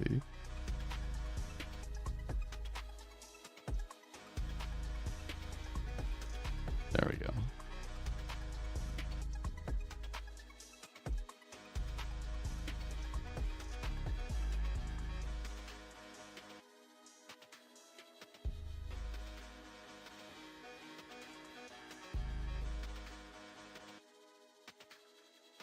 There we go.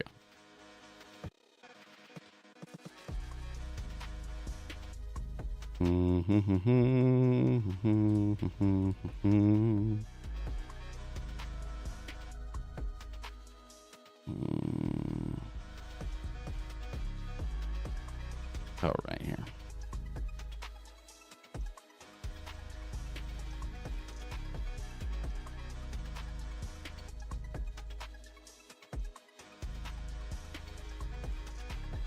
Okay.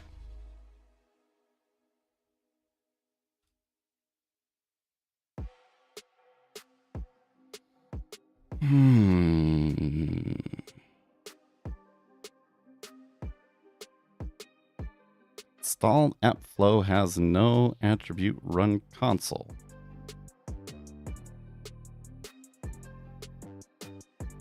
This is one of the things that I freaking hate about Python is that, like, getting your environment, like I made it on my old computer, getting my environment to the right setup as the before is kind of like difficult sometimes, and I always forget to do the work when they're making it, you know.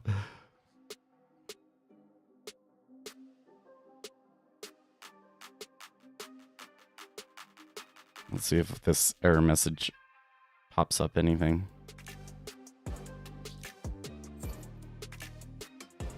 It does.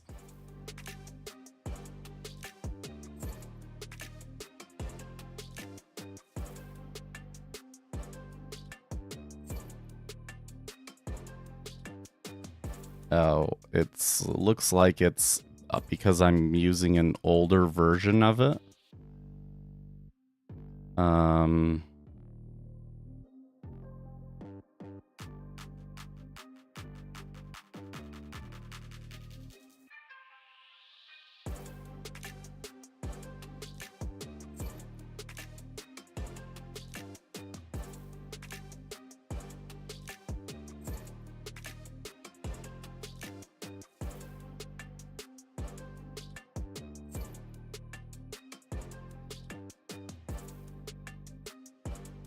It's kind of suggesting to me that I don't need that line.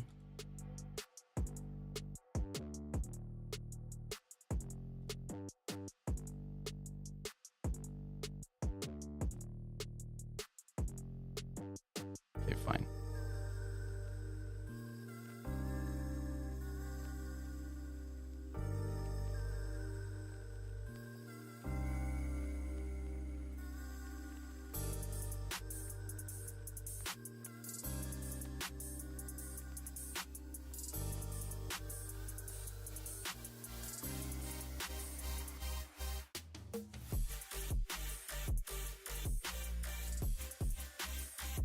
Run console has been deprecated by Google. Oh, wait.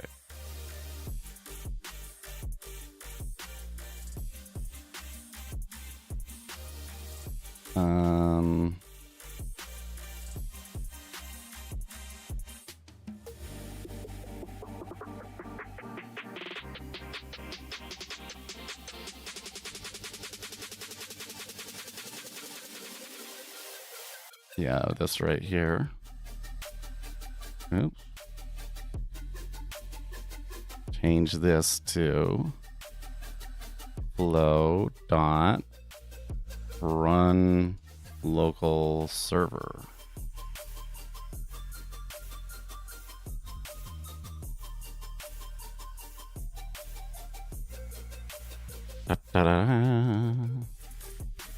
Okay. It is asking me to authenticate. That's okay.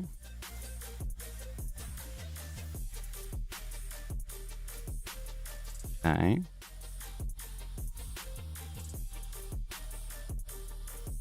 And then it did something and it quit. So let's see here.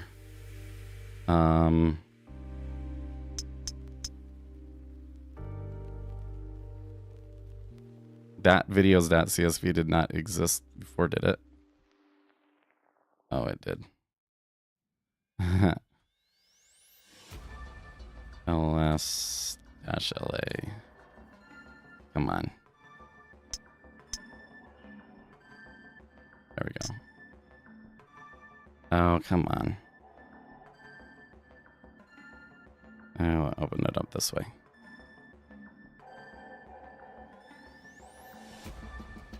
I'm trying to see if it changed.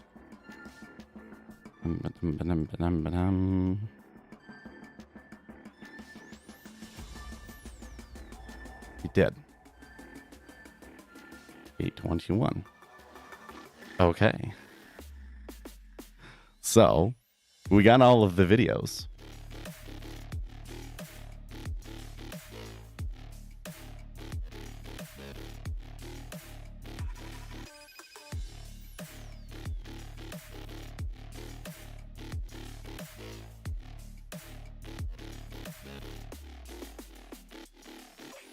Now I think what I'm going to do is I'm going to copy this edit description one to get transcripts.py.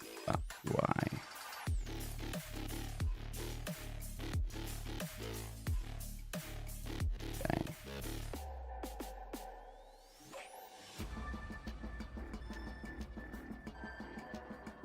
Okay, so now we need to go and understand more about the Python API that we are using.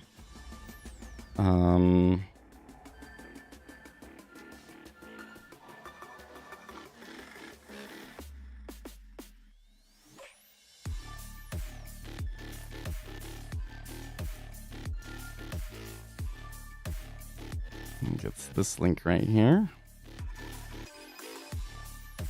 Mm-hmm.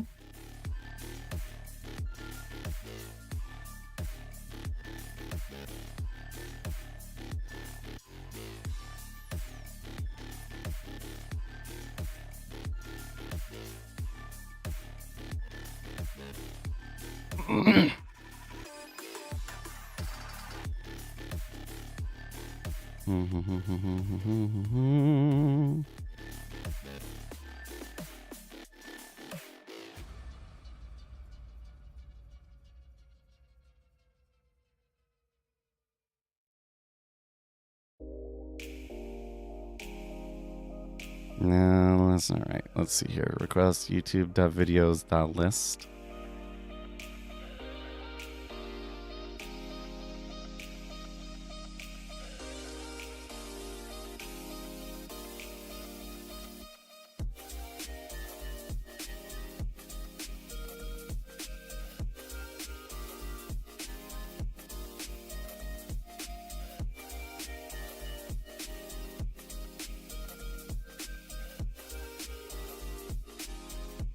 I'm just going to come back over to this.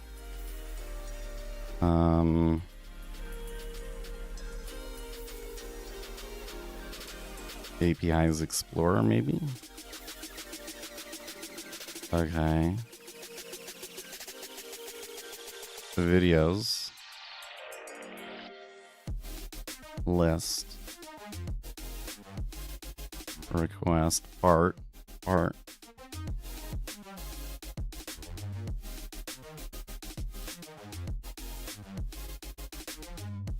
Now I'm grabbing snippets. That's right. which is, what is snippets?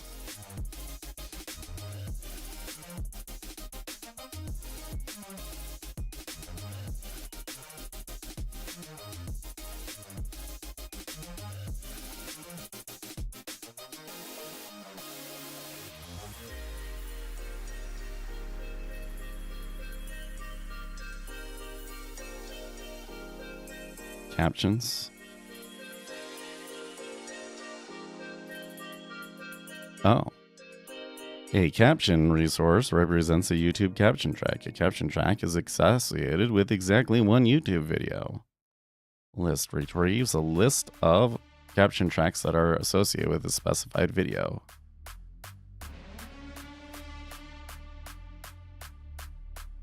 Note the API response does not contain the actual captions and that the captions.download method provides the ability to retrieve a caption track.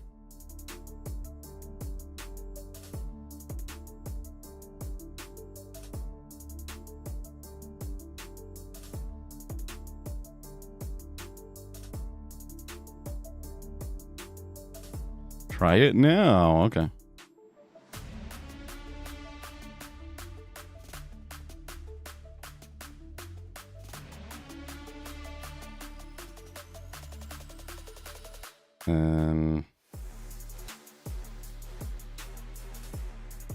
Use the API's Explorer. Oh, right here. Okay. Call this method. ID. Okay.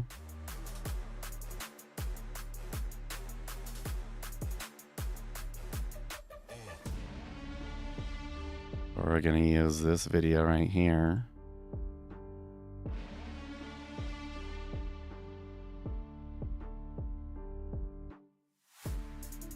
Do I have to have on behalf of?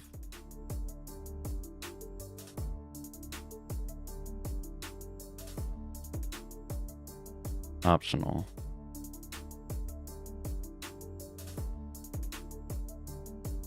I don't think that I have to include that.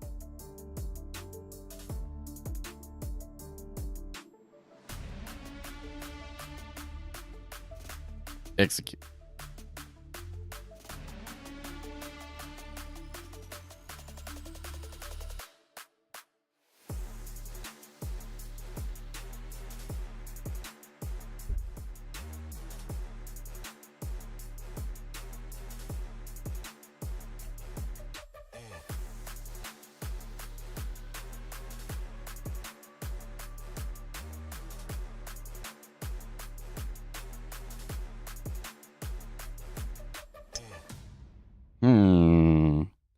No, it says 404.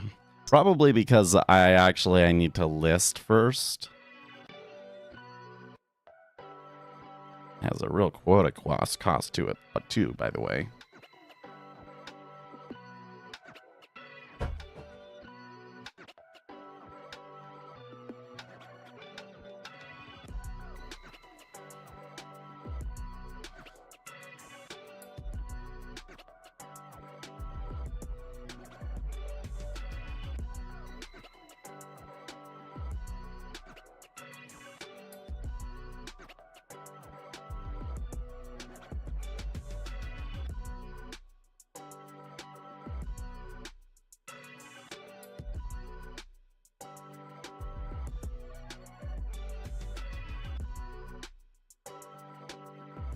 So I think I want ID and then video ID is this. Wow, do I have to do that every time that I execute?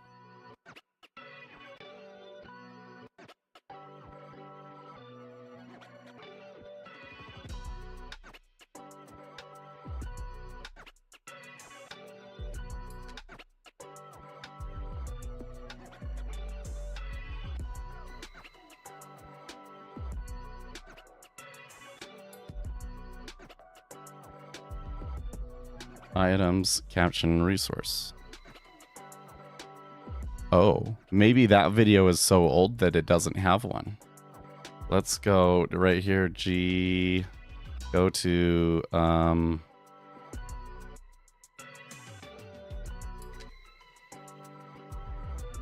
Go to last line.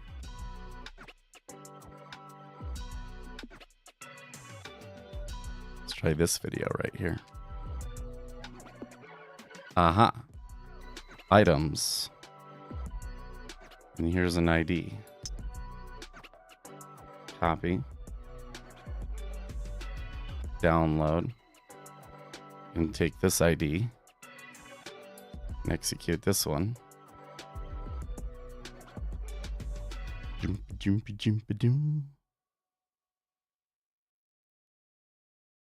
No, it still didn't find that.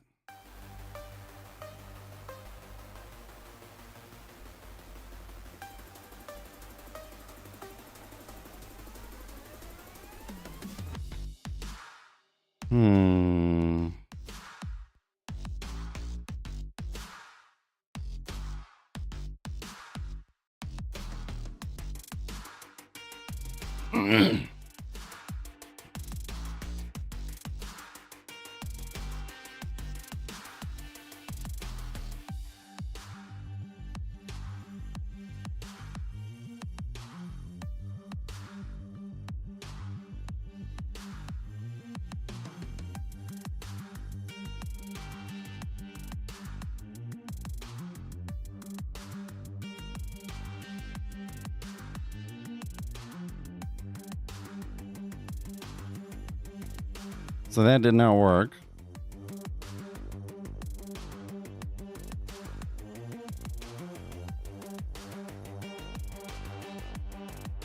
And did not give me the data that I wanted.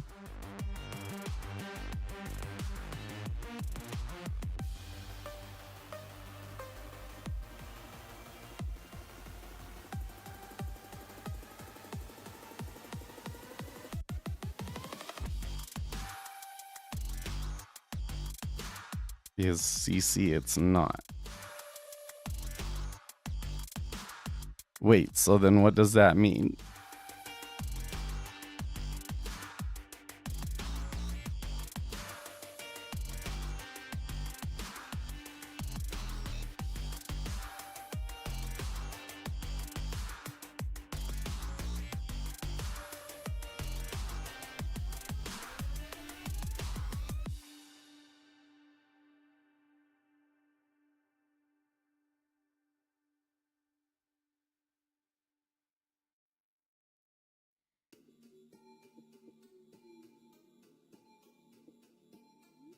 Kind YouTube caption.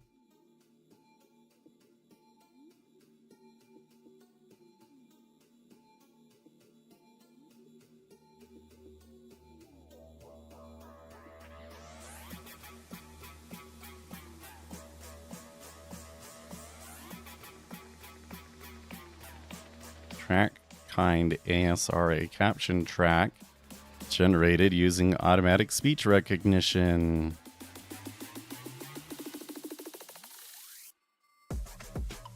Name is blank.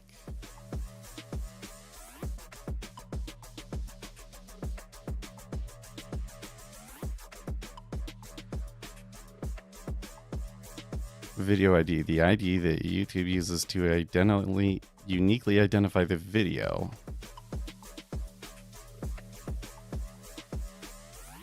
A snippet. Okay, so when I download ID,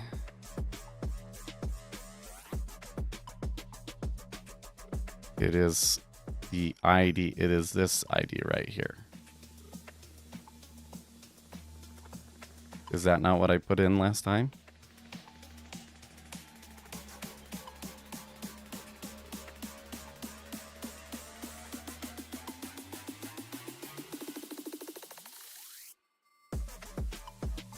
Not found.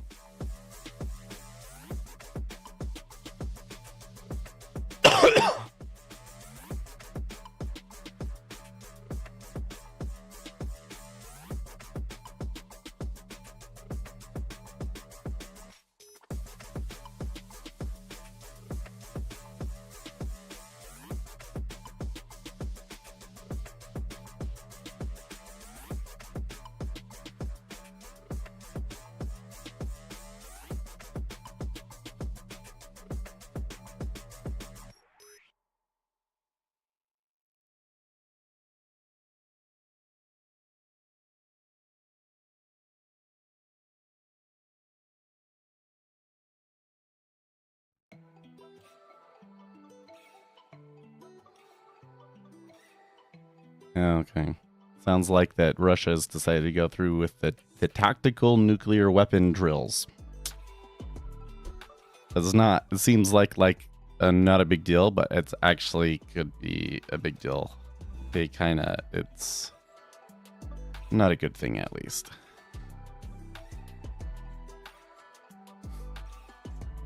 Not found.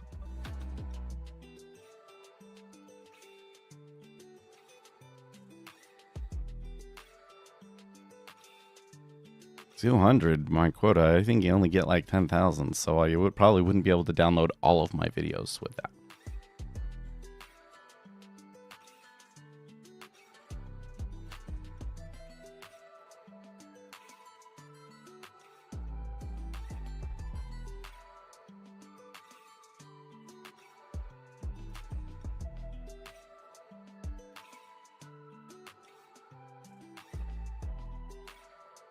It really looks like it should be this, but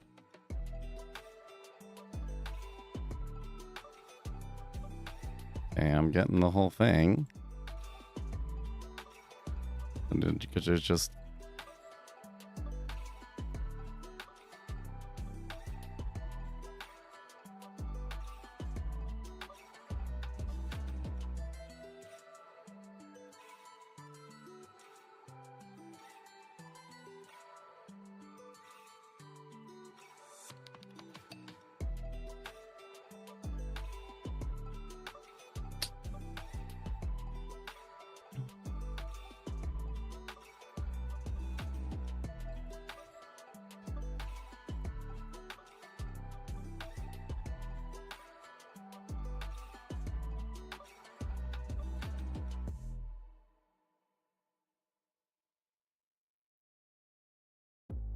that's the caption track.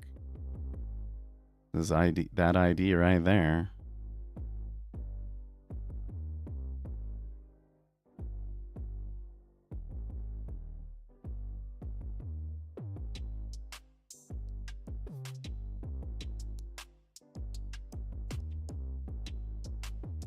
Mm-hmm.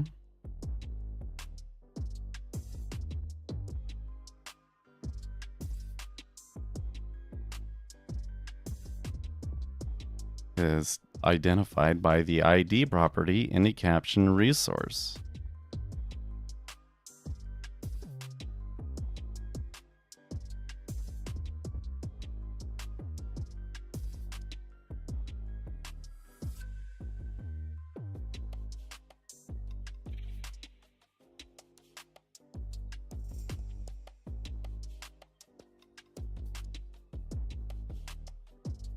That right there should work. I don't know why that's not working.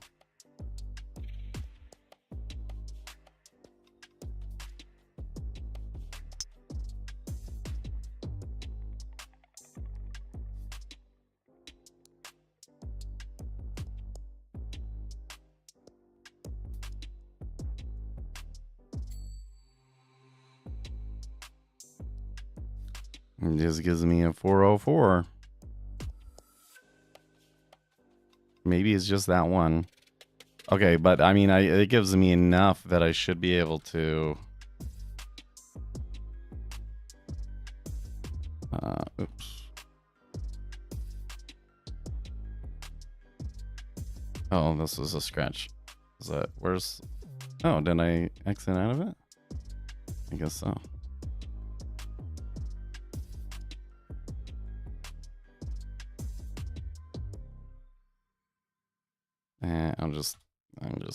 I'm probably gonna regret doing that, but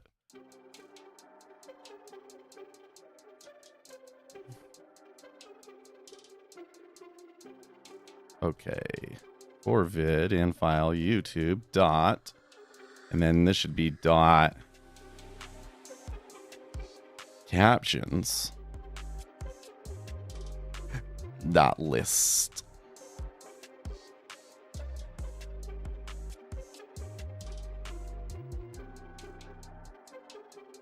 Part. It's just snippet.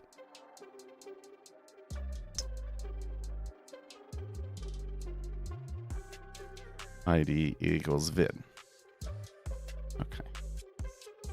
Response equals request dot execute. If length of response items less than 1.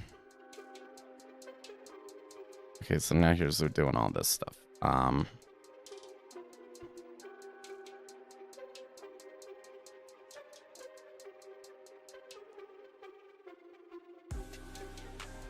wish I still had it. Oh well, that's okay.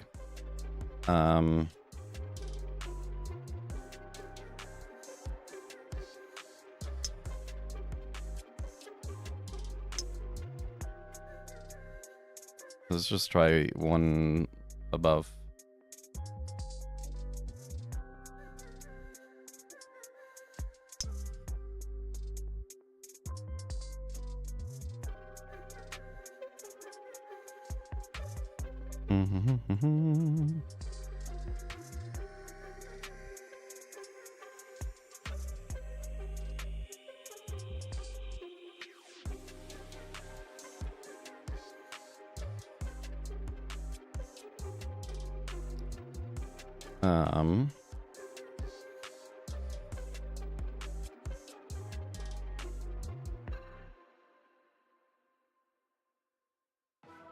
Yes, okay. If the length of the response of items is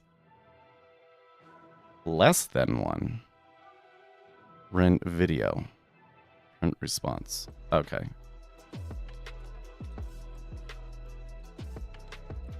This right here, this is where we say caption equals response items of 0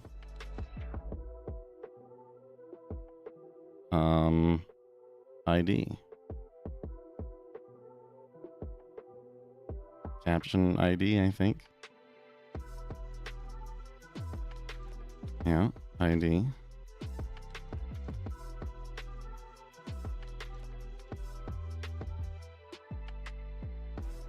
ASR.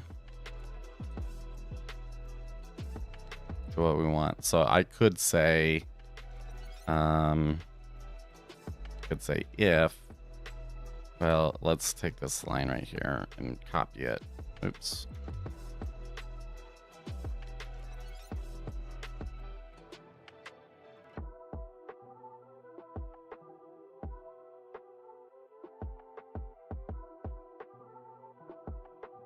Snippet.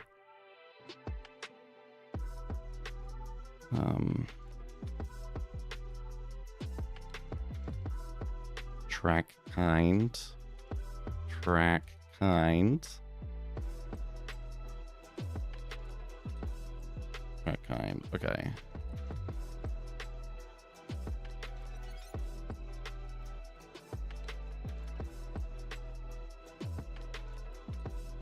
If track kind is a equals ASR,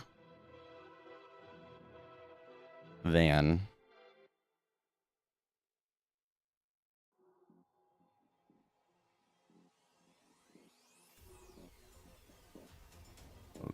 we would say, and now this is where we have to do the second request.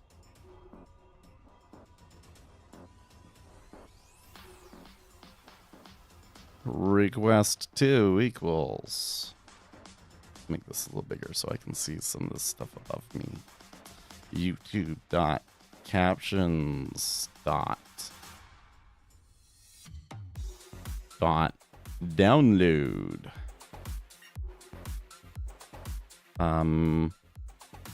ID equals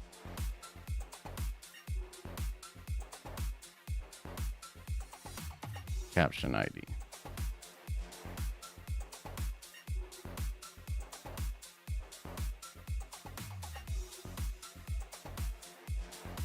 Response equals, response 2 equals request 2 dot execute. And then I don't know what comes out. Print response to, I guess.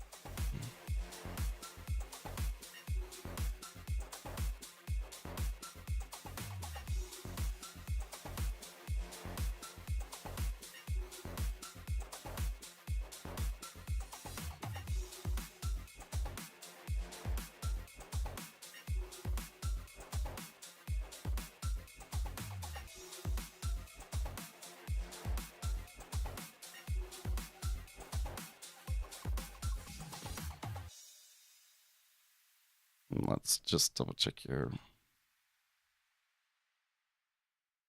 I'm getting my Python and JavaScript mixed up.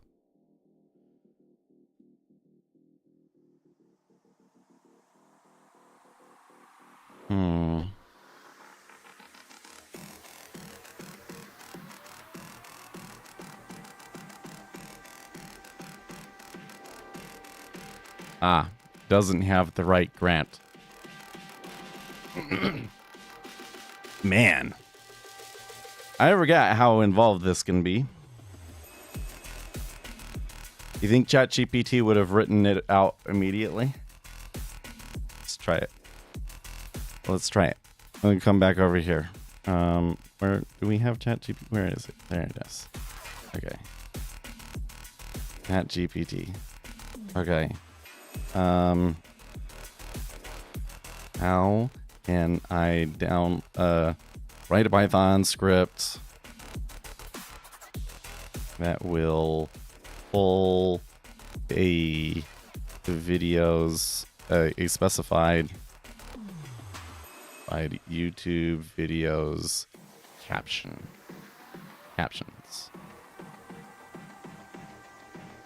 or let's say output.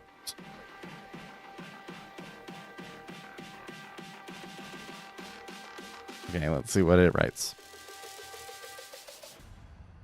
They're going to use PyTube. Great.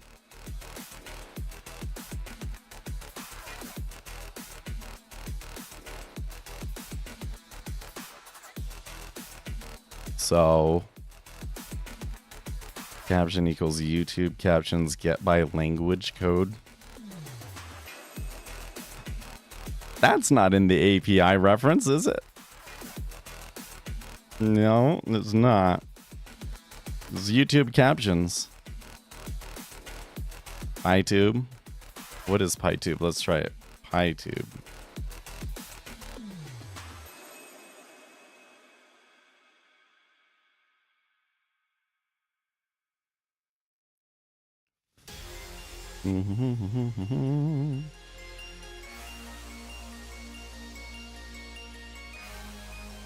Oh, they do have one.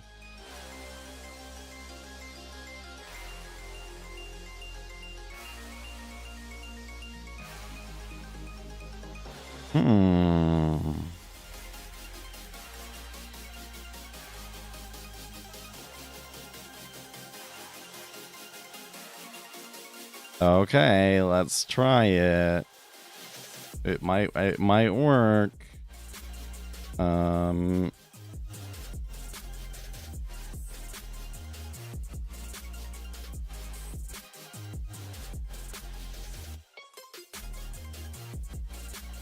And then we do pip install iTube.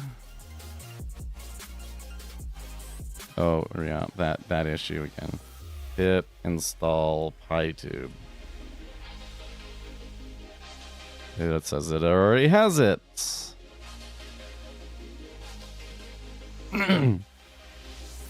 Python. Oh, and we need the video ID. We need the video URL. Oh, you know what? Well, we can do that later. You can just go in here and we look at videos live. Let's look at yesterday's right here. Here it is. Copy. Okay.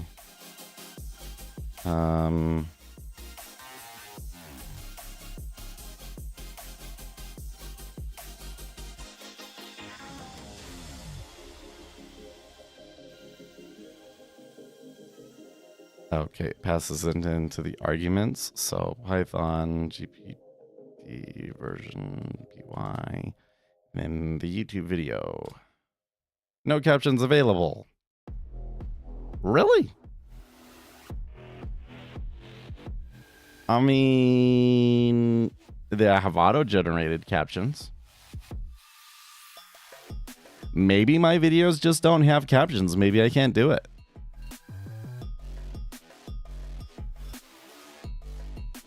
Maybe it needs to be an older video. Let's go back to, like, what would be a cool day?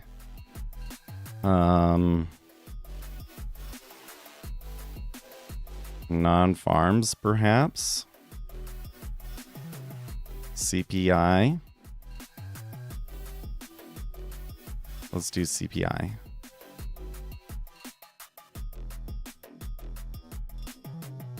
So it still says auto-generated there.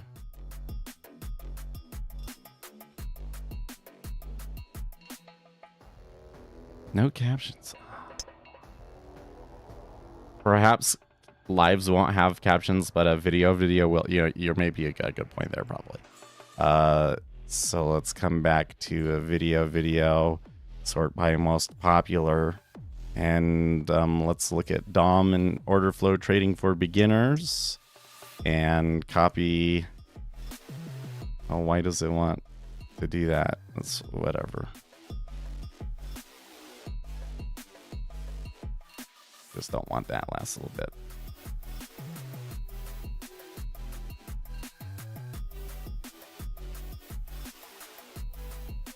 No captions available for this one either.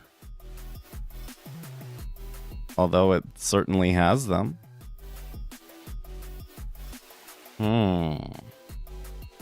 Okay, here's an idea.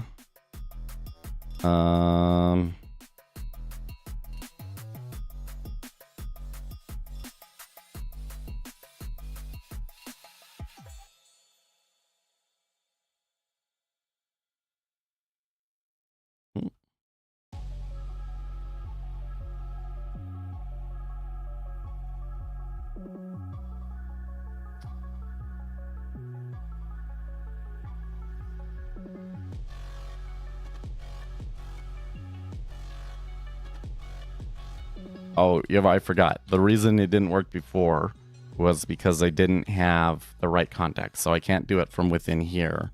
So I need to come into here.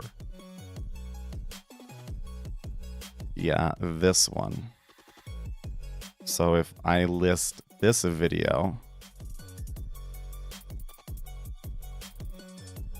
execute. There we go. Okay.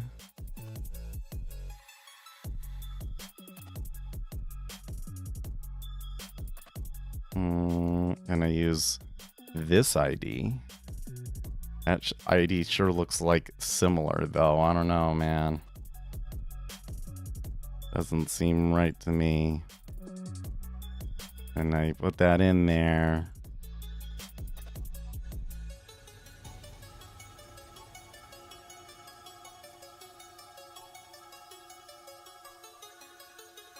It still gives me a 404.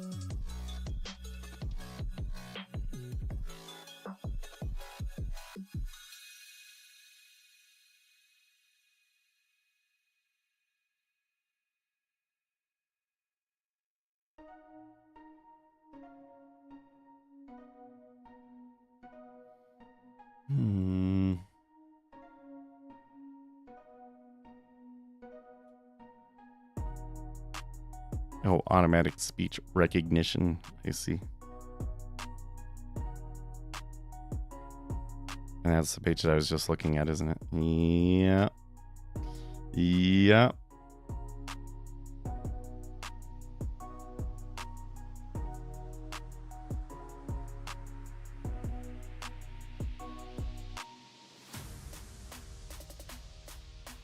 Oh, is CC.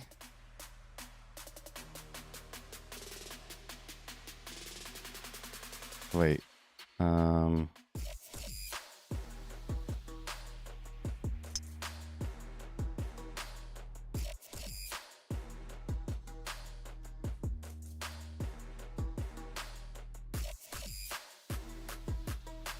You got about to get going here. Oh, not that part. Right there. There we go.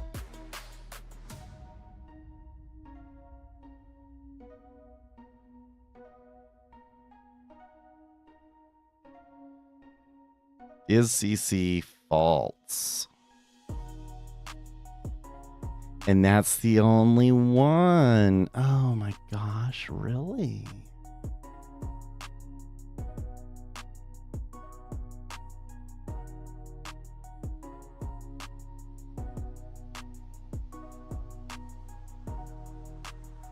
So maybe it's doing that on the fly.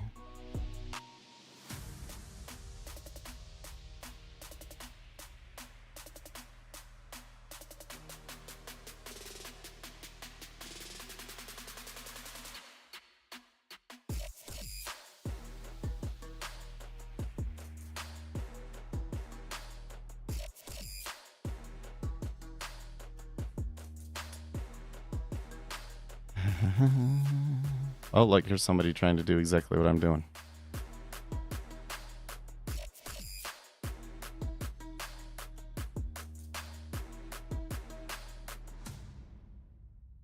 Okay, that part is the thing that I had to figure out, but...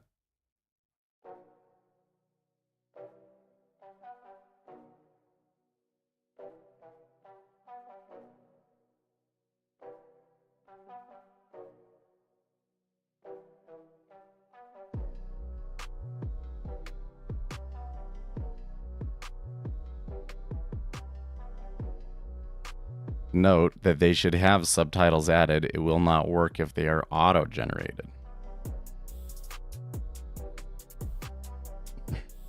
Would have been nice if you could have told me that part, Chat GPT. Jeez. Okay, so. We couldn't do what we wanted to do, could we? So what was the point of this exercise? Can the GPTs actually do everything that like, I mean, it's like, it kind of can do, but there are barriers, aren't there?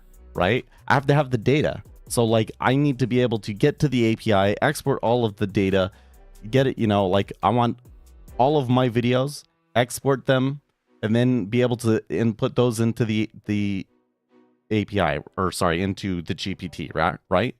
But I don't have that data.